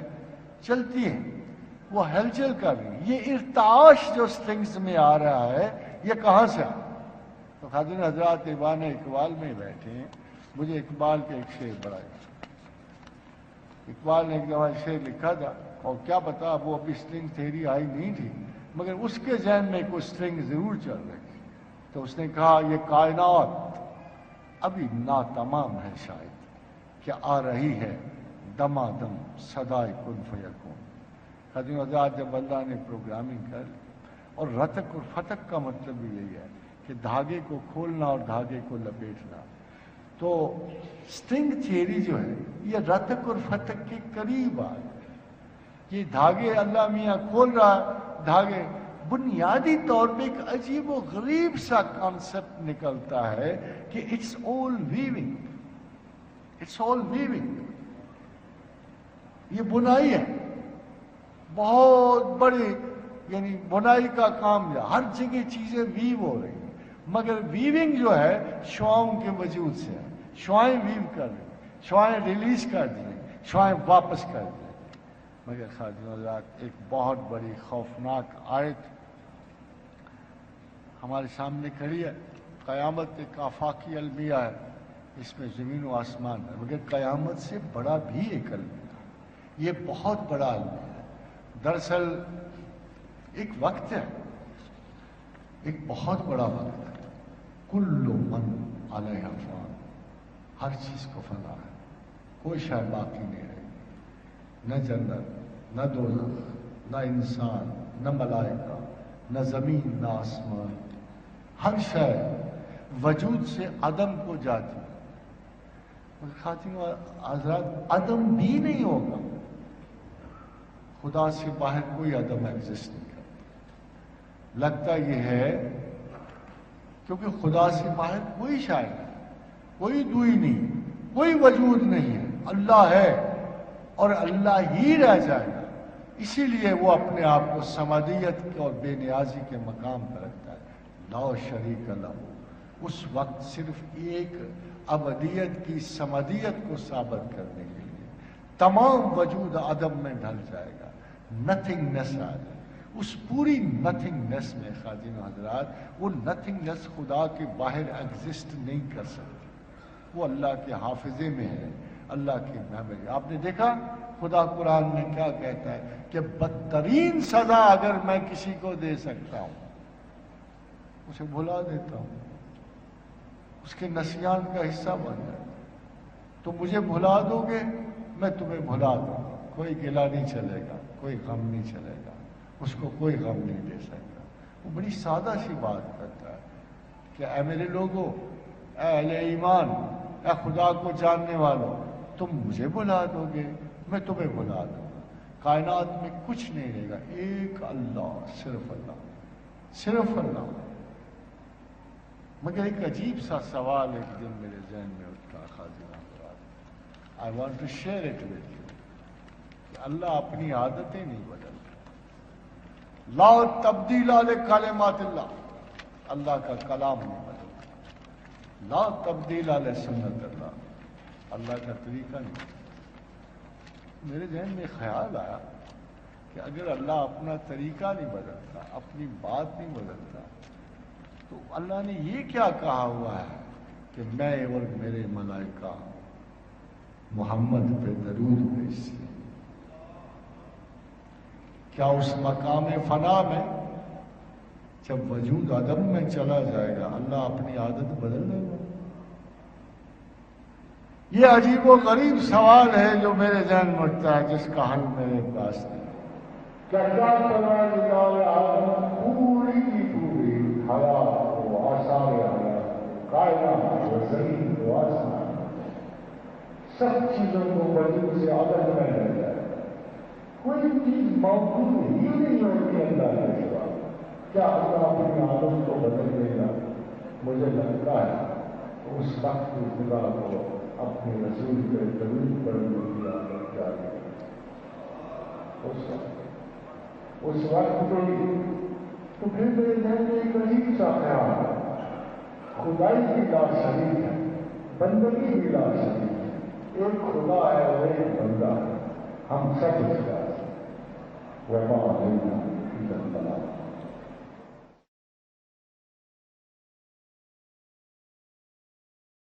روحانیت کہاں تک سائنس کے ساتھ چلتی ہے؟ اگر فطرت کے قوانین کو جاننا سائنس ہے تو روحانیت فطرت کی کون سی ڈائمنشن کے ساتھ چلتی ہے؟ خاتم حضرات یہ سوال یہ ہے کہ دین اور سائنسز کا کیا تعلق ہے. آپ نے دیکھا ہوگا کہ قرآن حکیم میں بہت سارے طرائق موجود ہیں کہ اس طرح خدا کی عبادت کرو، اس طرح خدا کی عبادت کرو، تقویٰ کا ذکر ہے، عبادات کا ذکر ہے۔ مگر ایک بنیادی چیز جو ہم نے دیکھنی ہوتی ہے کہ اوور آل اسلام کیا ڈیولپ کرتا ہے اپروچ کو، خدا کس نام سے اپنے آپ کو زیادہ پہچاننے میں آپ کی مدد کرتا ہے، اور اس کو کیا طلب ہے کہ بندہ مجھے کس طرح سمجھے، کس طرح جانے، اور پھر کیا چاہتا ہے وہ کہ بندے اس کی طرف کس طرح رجوع کریں، کس سوچ کے ساتھ، کس خیال کے ساتھ رجوع کریں۔ تو آپ نے دیکھا ہوگا کہ وہ اپنے نام کی قرآن کی ابتدا کر رہا ہے کہ الحمدللہ رب العالمین۔ تو اس سے لگتا ہے کہ اس کو اپنی سب سے جو اچھی صفت لگتی ہے وہ ربوبیت ہے، اور الرحمن الرحیم اس کی نیکسٹ بہترین صفات ہیں۔ وہ چاہتا ہے کہ وہ لوگوں کے لیے محبت اور رحم و کرم سے پہچانا جائے۔ انہیں تخلیقات عالم کو جب زندگی بخشی اور اس نے جب تخلیق کر لیا اپنے کام، اس کو معلوم تھا کہ میں نے کسی کو بھی اس کے خیال کے مطابق شاید پیدا نہیں کیا، بلکہ اپنی مرضی سے تخلیق کیا۔ شاید ہمیں انجانے میں یہ گلہ رہتا ہے، اور آپ بھی جب کبھی اداس ہوتے ہو، بیزار ہوتے ہو، تو اس گلے کا اظہار کرتے ہو کہ ہم کون سا اپنی مرضی سے اس دنیا میں آئے۔ یہ ڈس ایڈوانٹیج جو آپ کو حاصل ہے کہ آپ اپنی مرضی سے دنیا میں نہیں آئے، یہ اللہ کے علم ہے، اس کے افزانے میں اس نے آپ کو بہت بڑی ایک نعمت بخش دی ہے، ایک بہت بڑی نعمت کہ اس نے آپ سے وعدہ فرمایا ہے کہ اے بندگان خدا، اگرچہ تم اپنی مرضی سے نہیں آئے ہو، مگر میرا ایک وعدہ ہے کہ میں ہر حال میں تم پہ رحم کروں گا۔ وَكَاتَبَ عَلَى نَفْسِهِ رَحْمَةً، کہ میں نے لکھ دیا ہے کہ میری تمام صفات پر میری رحمت غالب آئے گی۔ اور جب اللہ کی رحمت کا ذکر ہوگا تو آپ کی خطا و نسیان اور چھوٹے موٹے سارے کے سارے المیے اور واقعات جو ہیں اس رحمت کے دامن میں بڑے مختصر رہیں گے۔ اب یہ علیحدہ بات ہے کہ آپ اس کو کس انداز سے سمجھنے کی کوشش کرتے ہو۔ تو خدا یہ چاہتا ہے کہ جو میں نے عقل آپ کو دی ہے، جو علم و حکمت عطا کی ہے، بجائے ایک ایموشنل سٹانس کے، بجائے ایک ابرپٹ سٹانس کے، بجائے ایک میک بیلیف کے، اندھادھند اعتقاد کے، تھوڑا سا اس پہ غور کرتے رہو، انفس و آفاق کی آیات کو سمجھنے کی کوشش کرو، پھر اس سے محبت آپ کو زیادہ ہوگی۔ جیسے ایک پڑھے لکھے آدمی کو اپنے آئیڈیل سے زیادہ محبت ہوتی ہے، ایک ان پڑھ ایموشن سے زیادہ محبت کر رہا ہوتا ہے، مگر ایک پڑھا لکھا انسان جو ہے اپنے آئیڈیلزم سے زیادہ محبت ڈیولپ کر رہا ہوتا ہے۔ خدا بھی یہ چاہتا ہے کہ اگر آپ عقل و معرفت کو یوز کرو گے، اور اس ایک عقل و معرفت میں دنیا کے تمام علوم آ جاتے ہیں۔ ربنا ما خلقت ھذا باطلا، اے ہمارے رب، تم نے دنیا میں کوئی ایسی چیز تخلیق نہیں کی جو غلط ہو، ہر چیز کو سمجھنے پہ ہمارا حق ہوتا ہے۔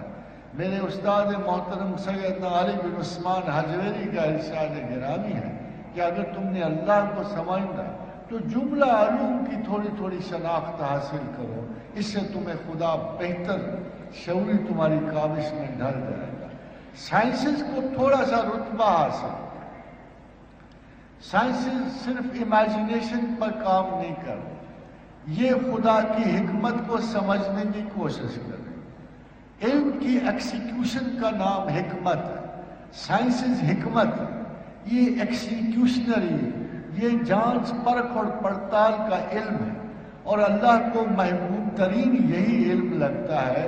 اسی لیے قرآن حکیم میں اللہ نے فرمایا کہ یؤتی الحکمت من یشاء، کہ جسے چاہتا ہوں حکمت عطا کرتا ہوں۔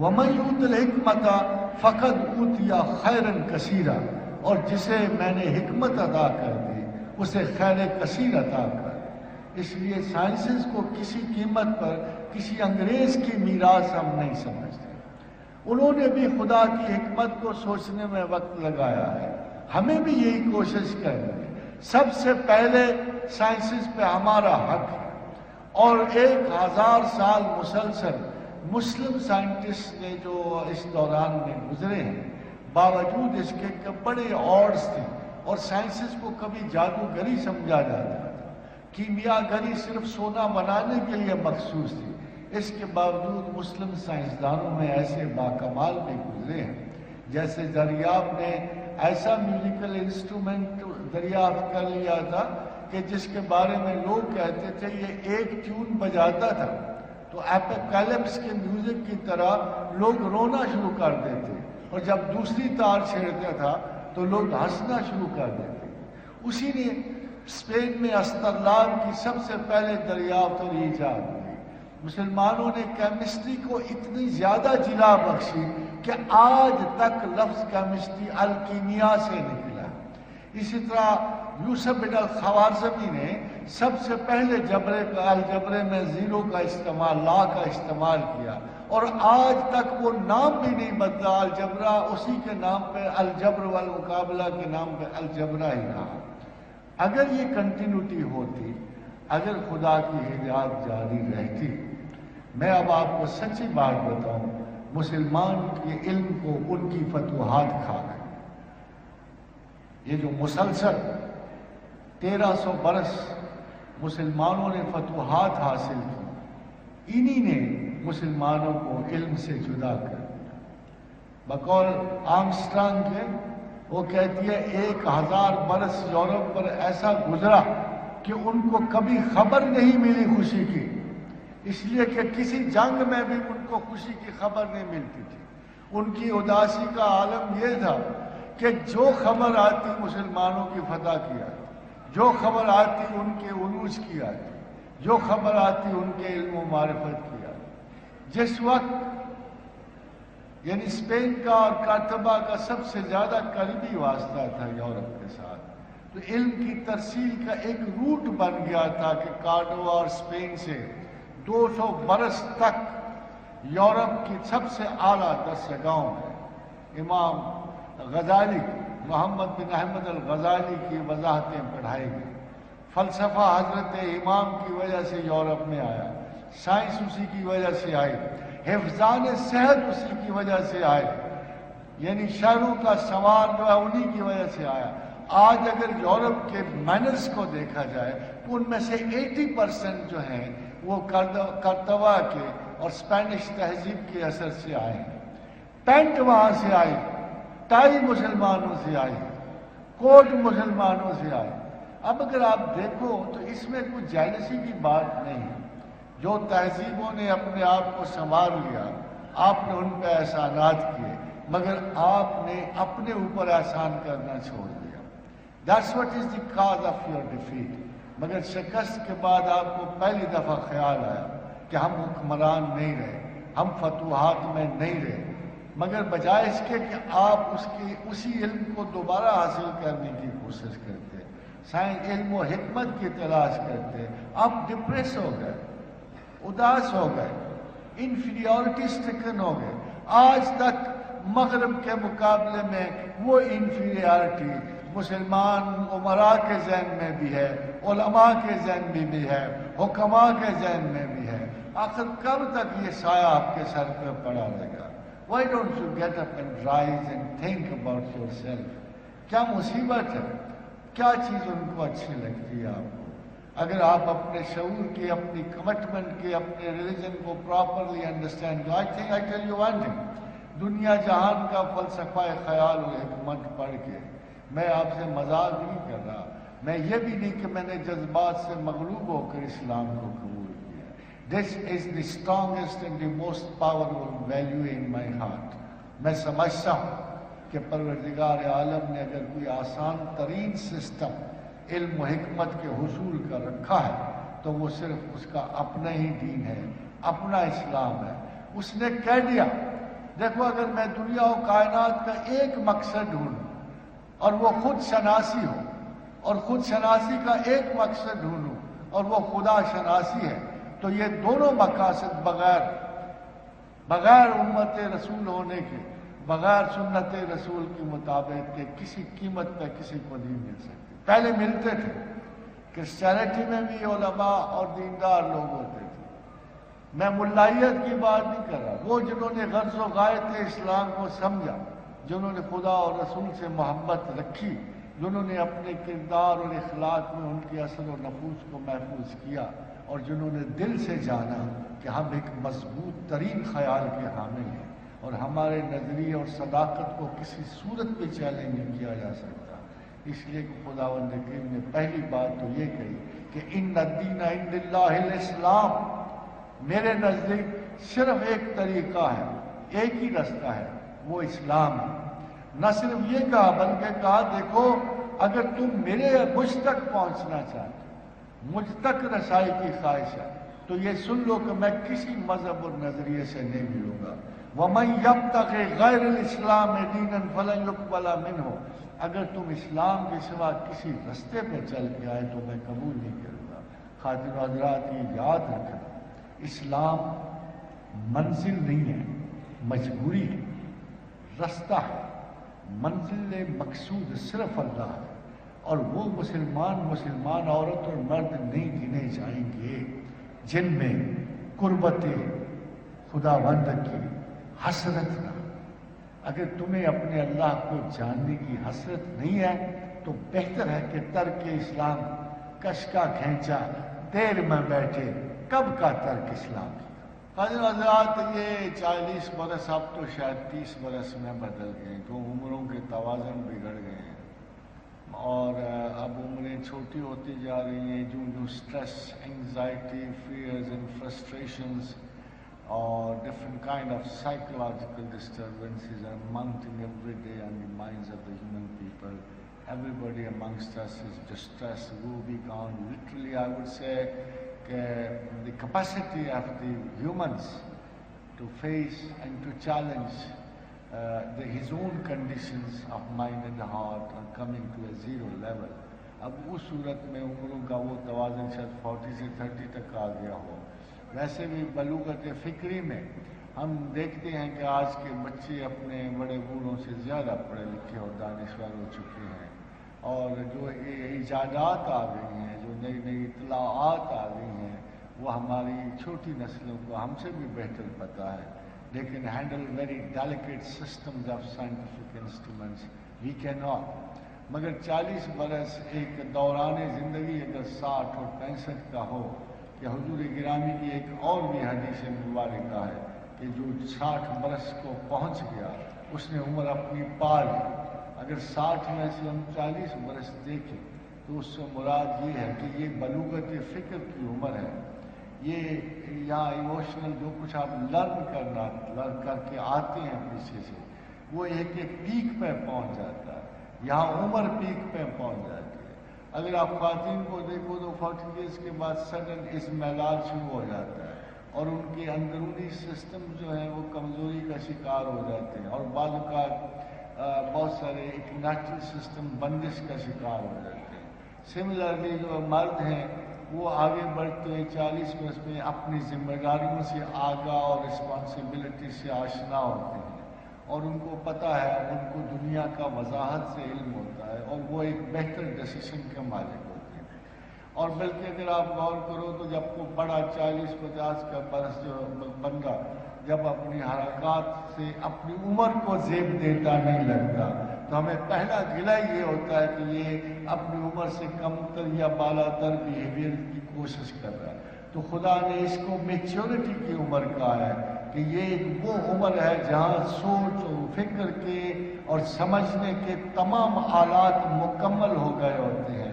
اسی طرح حضرت موسیٰ کے ضمن میں اللہ نے کہا کہ موسیٰ جب عمر کو 40 برس کو پہنچا، یعنی بلوغت فکر کو پہنچا، اور یہ بلوغت فکر جو ہے ٹیچر میں سب سے نمایاں ہوتی ہے.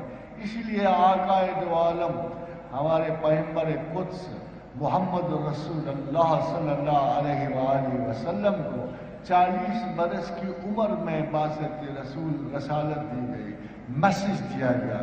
This is an age where man has learned something and is ready to convey.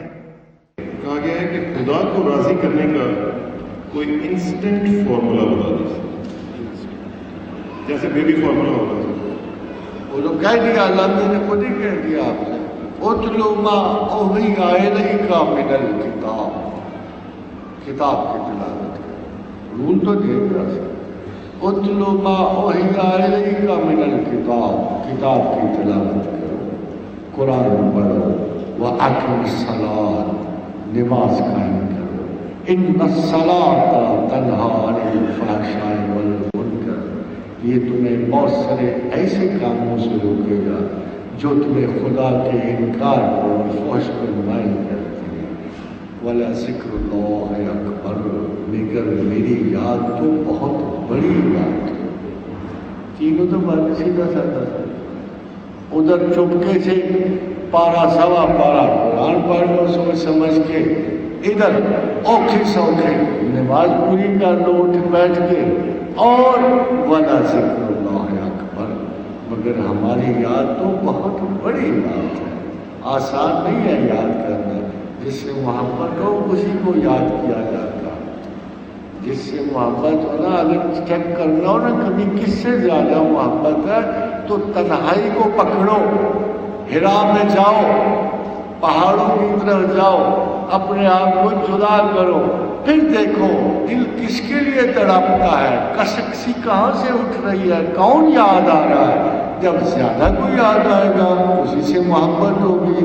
لَن تَنَالُوا الْبِرَّ حَتَّىٰ تُنفِقُوا مِمَّا تُحِبُّونَ، تم کبھی بھی میری محبت نہیں پا سکتے جب تک میری محبت کے لیے دوسری محبتیں قربان نہیں۔ آپ تو سنے سینٹ ویلنٹن والی محبتوں میں لگے ہوئے ہو، وہ اپنے لیے محبت مانگتا ہے، should try to find کہ اس سے دوستی ہو جائے، بے انتہا محبت والا ہے، سب سے بہترین دوست ہے، عطا والا ہے، بخشش والا ہے، کرم والا ہے، چراغ جلا کے تمہارا رستہ دیکھتا ہے، نہ آنے پہ حسرت کرتا ہے، یا حسرت علی العباد۔ پھر تم کیا چاہتے ہو؟ عارضی محبتوں سے تھوڑا بہت منع بھی نہیں کرتا، ماں کو بچوں کی محبت سے منع نہیں کرتا، میاں بیوی کی محبت منع نہیں کرتا، اتفاق دل دوستاں سے منع نہیں کرتا، مگر یہ چاہتا ہے او اشد ذکرہ، میں ذرا زیادہ یاد ہوں بس۔ کیا قرآن میں انسان کی سیلف ایکچولائزیشن کا ذکر ہے؟ کیا اس کا اسٹرنگ تھیوری سے بھی کوئی تعلق ہے؟ کیا زیادہ تر انسان سیلف ایکچولائزیشن کے بغیر اس دنیا سے چلے جاتے ہیں؟ Perhaps the question is not very clear. So the string theory has to do nothing with self-accusation. ایک مسئلہ شاید ریسرچ اور سائنٹیفک ایٹیچیوڈ کا، اور ایک سائیکالوجی آف دا سیلف سے تعلق رکھتا ہے، اپنی انڈرسٹینڈنگ سے۔ سیلف ایک غلط پروسیس ہے، سیلف انڈرسٹینڈنگ بیٹر پروسیس ہے۔ اپنے آپ کو مسلسل الزام دینا ظالم سے مظلوم کے درجے پہ لانے کے برابر ہے۔ It is mordant, it stings, but اگر آپ فیصلہ کریں کہ ہم نے یہ کام کرنا یا نہیں کرنا تو اس کو توبہ کہتے ہیں، رجوع پروردگار کو توبہ کہتے ہیں۔ اور کسی نے شیخ جنید سے پوچھا کہ اصل محاسبی بھی ساتھ بیٹھے تھے، تو نے کہا استادان وقت توبہ کیا ہے؟ تو ابو الحارث نے کہا توبہ یہ ہے کہ گناہ تجھے ہر وقت یاد رہے۔ اس نے کہا استاد وقت جنید توبہ کیا ہے؟ اس نے کہا توبہ یہ ہے کہ تجھے گناہ کبھی یاد نہ آئے، کرنا جو نہیں، جب دوبارہ پلٹنا جو نہیں، جب اس رستے کو ترک کر اس خطا کا ارادہ نہیں کرنا، پھر اس میں سوچنا کیا ہے، پھر کیوں مجرم بننا ہے؟ ہم نے فیصلہ کر لیا کہ جو ہوا سو ہوا، آئندہ ایسے نہیں ہوگا، یہی توبہ کا سٹائل ہے۔ جیسے امام سیدنا زین العابدین نے فرمایا کہ ترک گناہ توبہ آسان ہے، ترک گناہ مشکل ہے۔ کئی مرتبہ یہ طبیعت میں حادثہ پلٹے گا، مگر سب سے زیادہ یہ گناہ دوبارہ سیلف ایکوزیشن سے پلٹتا ہے، کیونکہ بندے موربڈ ہو، even the cleanest water, when it keeps on standing for time, it stinks. So accusation جو ہے sting کرتا ہے. البتہ جس نے ہدایت طلب کرنی ہے وہ کہے گا صاف دل سے, صاف دماغ سے کہے گا ہو گئی غلطی, خطا ہو گئی, آئندہ نہیں ہوگی, میں بھی اس سے پھر ہو جائے. اور اس میں ایک حدیث میں خاتمہ کہ پروردگار نے ملائکہ نے کہا اے مالک اس شخص نے گناہ کیا ہے, اس نے تجھے معافی مانگا. اللہ پوچھتا ہے ملائکہ سے کیا اس کو پتہ ہے کہ اس کے گناہ اور خطا کو بخشنے والا کوئی ہے؟ فرمایا ہاں اے پروردگار اس کو پتہ ہے کہ کوئی گناہ بخشنے والا ہے. اس نے کہا سکھا جو میں نے معاف کیا. اس نے پھر خطا کی تھوڑے عرصے کے بعد ارادہ کیا اس حماقت, پھر توبہ کی. ملائکہ نے پھر عرض کی اے مالک و کریم یہ توبہ کر رہا ہے, معافی مانگ. اس نے پوچھا ملائکہ کیا اس کو پتہ ہے کہ وہ بخشنے والا ہے؟ ملائکہ عرض کیا پروردگار ہاں اس کو معلوم ہے کہ وہ بخشنے والا ہے. کہا اس کو کہہ دو کہ میں نے اسے معاف کیا. پھر اس نے غلطی کی کچھ عرصے کے بعد, صبر کرنے کے بعد پھر کہا اس نے اے اللہ تجھے معافی مانگ. تو اللہ ملائکہ نے پھر کہا کہ پروردگار یہ معافی مانگ رہا ہے. اللہ نے کہا اچھا اس کو تو بہت اچھی طرح پتہ ہے کہ کوئی معافی دینے والا ہے, کوئی بخشنے والا ہے. اے ملائکہ اس کو کہہ دو جو مرضی کر لے میں اسے بخش دوں. حاضر حضرات اس میں کمٹمنٹ پائی جاتی ہے. ہماری جبلت ہے, کوئی جبلت ایک حد سے بڑھ جاتی ہے, کہیں غصہ بڑھ جاتا ہے اس سے حماقت ہوتی ہے, کہیں رنگ بڑھ جاتا ہے, کہیں محبت بڑھ جاتی ہے, کہیں شہوات بڑھ جاتی ہے. اب وہ ایک ٹرن میں مدم نہیں ہوتی, ایک واقعے یا حادثے میں کمزور نہیں ہوتی. تصفات ابھرتے ہیں مگر اس پہ قابو نہیں پا سکتے, چھا نہیں سکتے. جب مسلسل تجربات سے گزرتا ہے بندہ اس کی وہ شدت جبلت بھی کم ہوتی ہے, اور ایک وقت آتا ہے وہ نفس وما سبہا کہ جب نفس انسانی پہ یہ 50-50 برابر ہو جاتی ہے تب اس کو خدا کی طرف سے توفیق ملتی ہے اور آئندہ وہ کبھی خدا. کسی بھی فارمولا میں کانسٹنٹس اور ویریبلس ہوتے ہیں, اسی طرح انسان میں بھی کچھ کانسٹنٹس اور کچھ ویریبل ہوتے ہیں. برائے مہربانی کچھ انسانی کانسٹنٹس اور ویریبلس بیان فرمائیں. اب ہمارا ایک مسئلہ ہے کہ ہم روبوز کو آرٹیفیشل انٹیلیجنس دے دیں کہ نہ دیں. کیونکہ ہم کمزور لوگ ہیں تو ہم ڈرتے ہیں کہ اپنے روبوٹس کو آرٹیفیشل انٹیلیجنس دے دی, ان کو اپنی طرح کی عقل دے دی تو وہ سب سے پہلے ہمارے حریف بن جائیں. آپ یورپ جو ہے ایک قسم کے ٹراما میں گزر رہا ہے. اگر آپ ان کی بیشتر فلمیں جو اس وقت آ رہی ہیں وہ اس نوعیت کی اور اس موضوع پہ آ رہی ہیں کہ کمپیوٹرز نے انسان کے خلاف بغاوت کر لی, کمپیوٹرز نے انسان کی دنیا پہ قبضہ کر لیا, میٹرکس آ گئے. انہوں نے دیکھیں یہ خوف کیوں پیدا ہوتا ہے؟ خوف ہماری اپنی نااہلیت اور کمزوری کے احساس سے پیدا ہوتا ہے کہ ہم نے خدا نے ہمیں یہ عقل دیتے ہوئے, نعمت دیتے ہوئے اس کو کوئی خوف محسوس کیا. قادر مطلق کی حکومت اتنی بلند و بالا تھی کہ اس نے کہا کہ تم چاہے جتنا مرضی زور لگاؤ اقطار السماوات سے باہر نہیں نکل سکتے. اللہ کی حکومت سے تم بغاوت نہیں کر سکتے, نکل نہیں سکتے, اس پہ غلبہ نہیں پا سکتے. بٹ ہمارا المیہ یہ ہے کہ ہم اپنے بنائے ہوئے کمپیوٹر سے ڈرتے ہیں. ہمیں خیال یہ ہے کہ کل کو یہ مشین انڈیپینڈنٹ ہو جائے, ہم اسے آرٹیفیشل انٹیلیجنس نہیں دیں. خاتون حضرات اگر آپ اپنے روبوٹک میجرس کو دیں, it's all made of virus and chemicals. اس میں اسی طرح جیسے ہم نے صرف ایک صنعت پہ غور کرو کہ انسان تارے ڈالتا ہے, اس میں تارے امپروو ہو رہے ہیں مگر خدا نے اس میں تاروں کی جگہ رگیں ڈالی. دس از اے ویری سفسٹیکیٹڈ. یعنی اگر آپ صنعت خداوند پہ غور کرو, اور صنعت کا لفظ بھی 1500 برس پہلے خدا نے استعمال کیا کہ خدا سب سے بڑا صنعت کار ہے. اگر تم اپنی بیلٹ پہ صنعت پہ غور کرو, تمہارے دماغ کیمیکلز پہ چل رہے ہیں, شوگر میں چل رہا ہے, جسم میں تمام دھاتیں کام کرنے یہ تمام کمپلیکیٹڈ جو یہ روبوٹک کریشن اللہ نے کریٹ کی ہے، یہ بھی من جملہ دوسری تخلیقات ہے۔ چلو چھوڑو، آپ مچھر پیدا ہو گیا، اتنی سی پتلی بڑی ٹانگیں، آپ دیکھو کتنی باریک سنگت میں ایک مائکرو کاز میں اس نے ایک تخلیق کی۔ اگر اس میں بن بناہٹ اور زندگی آپ ہی ایسا مچھر بنا کے اسے الیکٹریفائی کر دو، وہی انداز دے دو، اور آج لوگ کر بھی رہے ہیں، تو آپ اس مشینی مچھر کے خالق کہلائیں۔ سملرلی اگر ہم اپنے وجود پہ دیکھیں تو ہماری تمام کا تمام وجود جو ہے کیمیکل سے بلڈ ہے، اور انہی چیزوں سے۔ اب یہ کوشچن یہ پیدا ہوتا ہے کہ ہم نے کیا مستقل ہے اور کیا غیر مستقل ہے، جو انسان نے سوال کیا۔ پراپرلی اس کی ڈفرینٹ شاخیں، ایموشنز میں، سینٹیمنٹس میں، فیلنگز میں ویریبلز موجود ہیں، مگر بعض اوقات جینیٹیکلی، پرسنلی، ہارڈ ورک میں، اپروچز میں ایک اسٹیڈ فاسٹ اپروچ موجود ہے۔ اگر آپ زمانے میں آپ گروہ ہی دیکھو، آپ کا خیال یہ ہے کہ لوگ مذہب جوائن کرتے ہیں، آپ کا خیال یہ ہے کہ آپ جماعت اسلامی جوائن کرتے ہیں، آپ کا خیال یہ ہے کہ آپ جو ہے جو بند جوائن کرتے ہیں، بریلی جوائن کرتے ہیں۔ بالکل ایسا نہیں ہے، ایسا نہیں ہے۔ آپ اپنے ٹیمپر کے مطابق، اپنے ویریبلس کے مطابق مذہب چن رہے ہیں۔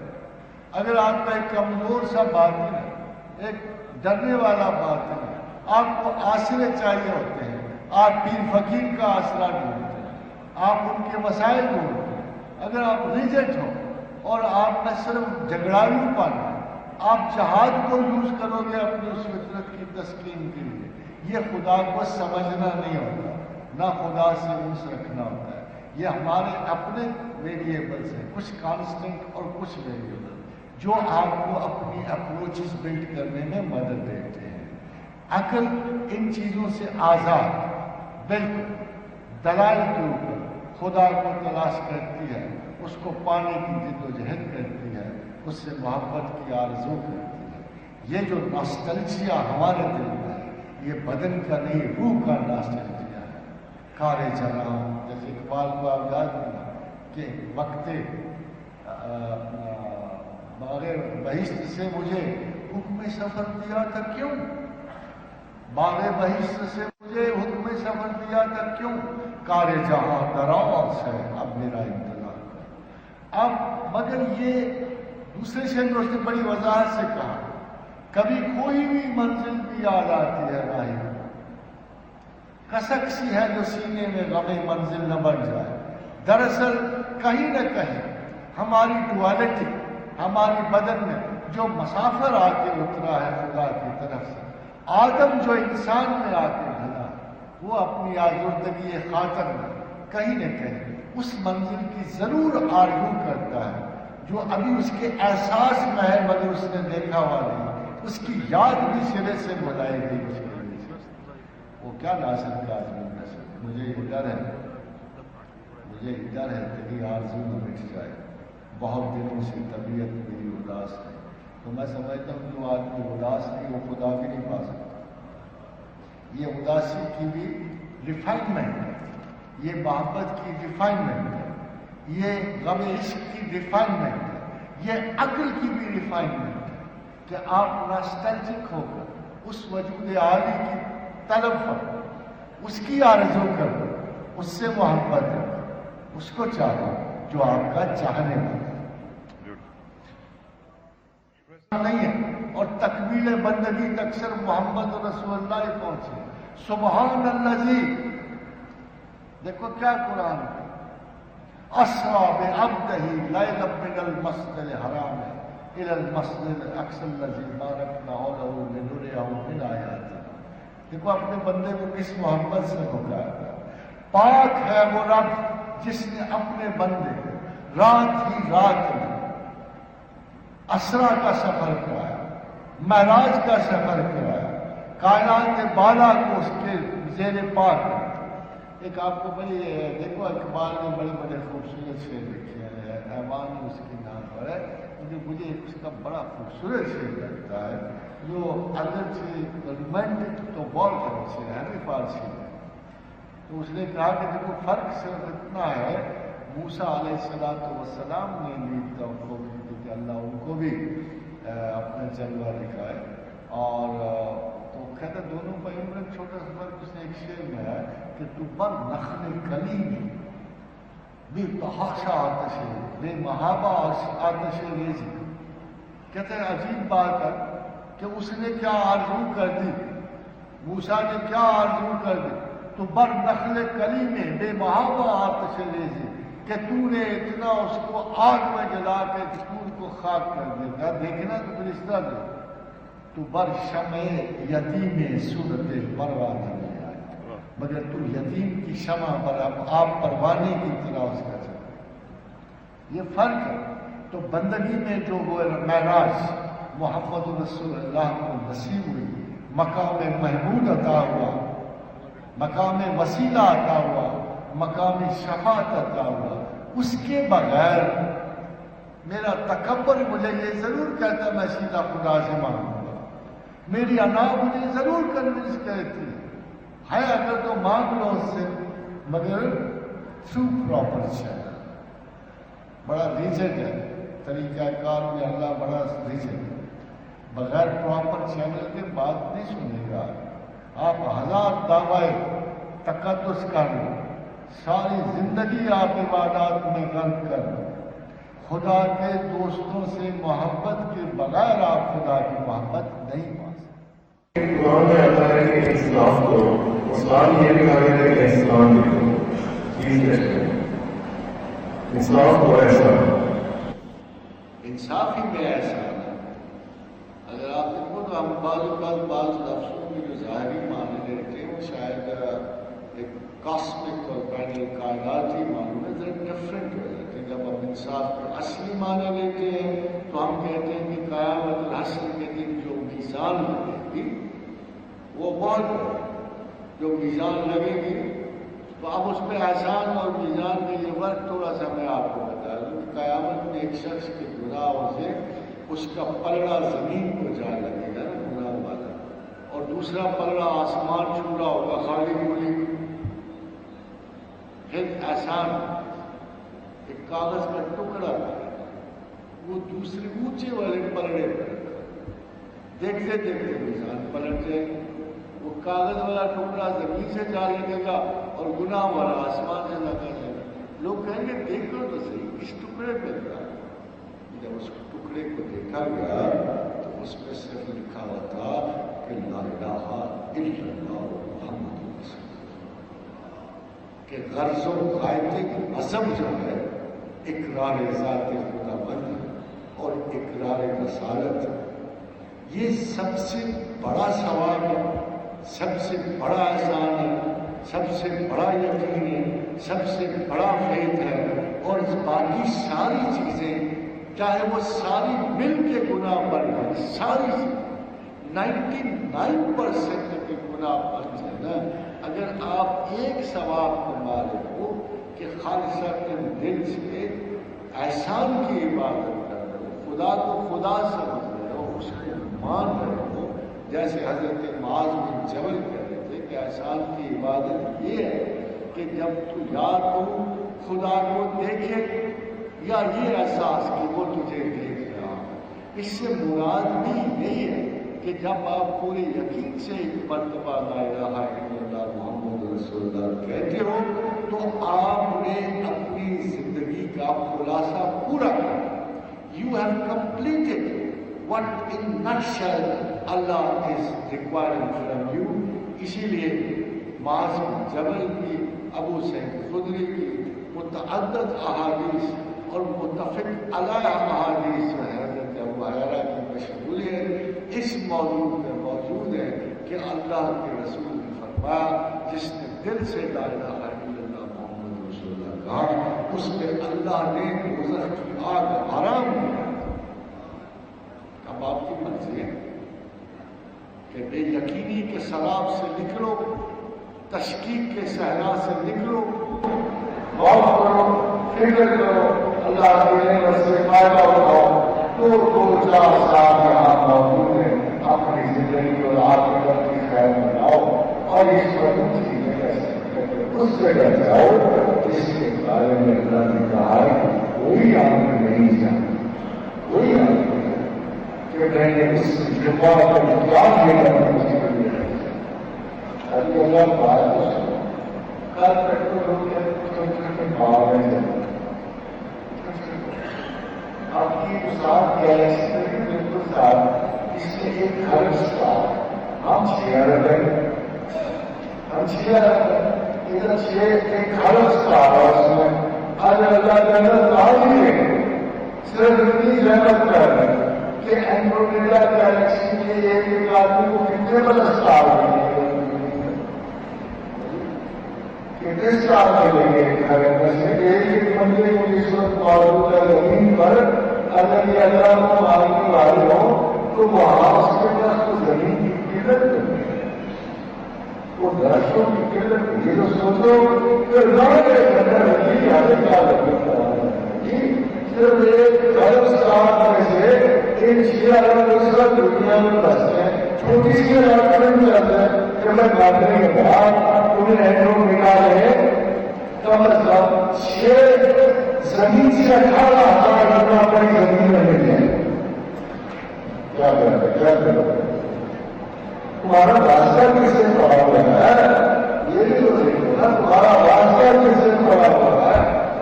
آپ کو ایک ہی چیز کے لیے بنوانی ہے زمین کی، ایک ہی چیز کے لیے دوسروں کے گھروں کے قبضے کرنے کے لیے لائن مافیا بنا ہوا سارا وہ بات ہے چپراسی کا فکر کر رہا ہے کہ دوسرے کی زمین کیسے آتا ہے اور وہ خدا کا خوف کرنا چاہیے، اس کے پاس ایک زمینیں تمہارے بھرنے کی نہیں ہے۔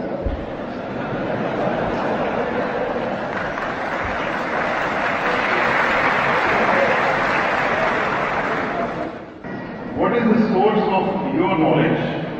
Books, humans, something, or someone else? Books, humans, something and something much more. That's this way. Something and something much more. مگر ایک بات آپ سمجھتے ہو دوستی کے لیے اخلاص چاہیے، آپ سمجھتے ہو ریلیشن شپ کے لیے اخلاص چاہیے، آپ سمجھتے ہو کہ انسانیت کا وقار جو ہے ایک محبت اور اخلاص میں ہے۔ I have always felt an extreme sincerity of truth.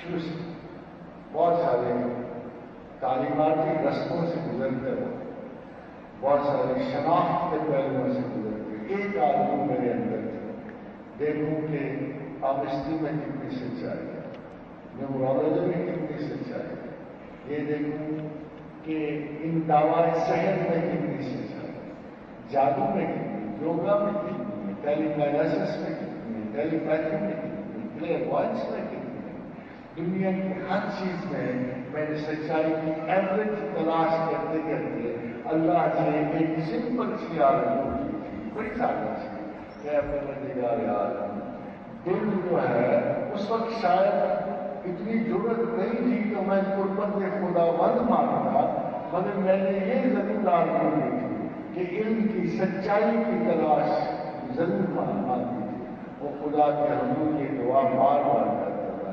I really want to know the truth. Where lies the truth? What is the truth? Truth and not the half truth.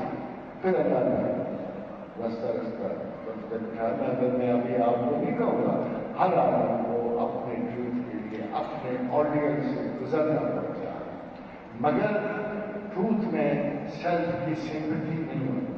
اگر آپ سچائی جاننا چاہتے ہو تو اپنی ذات سے محبت ختم کر دو۔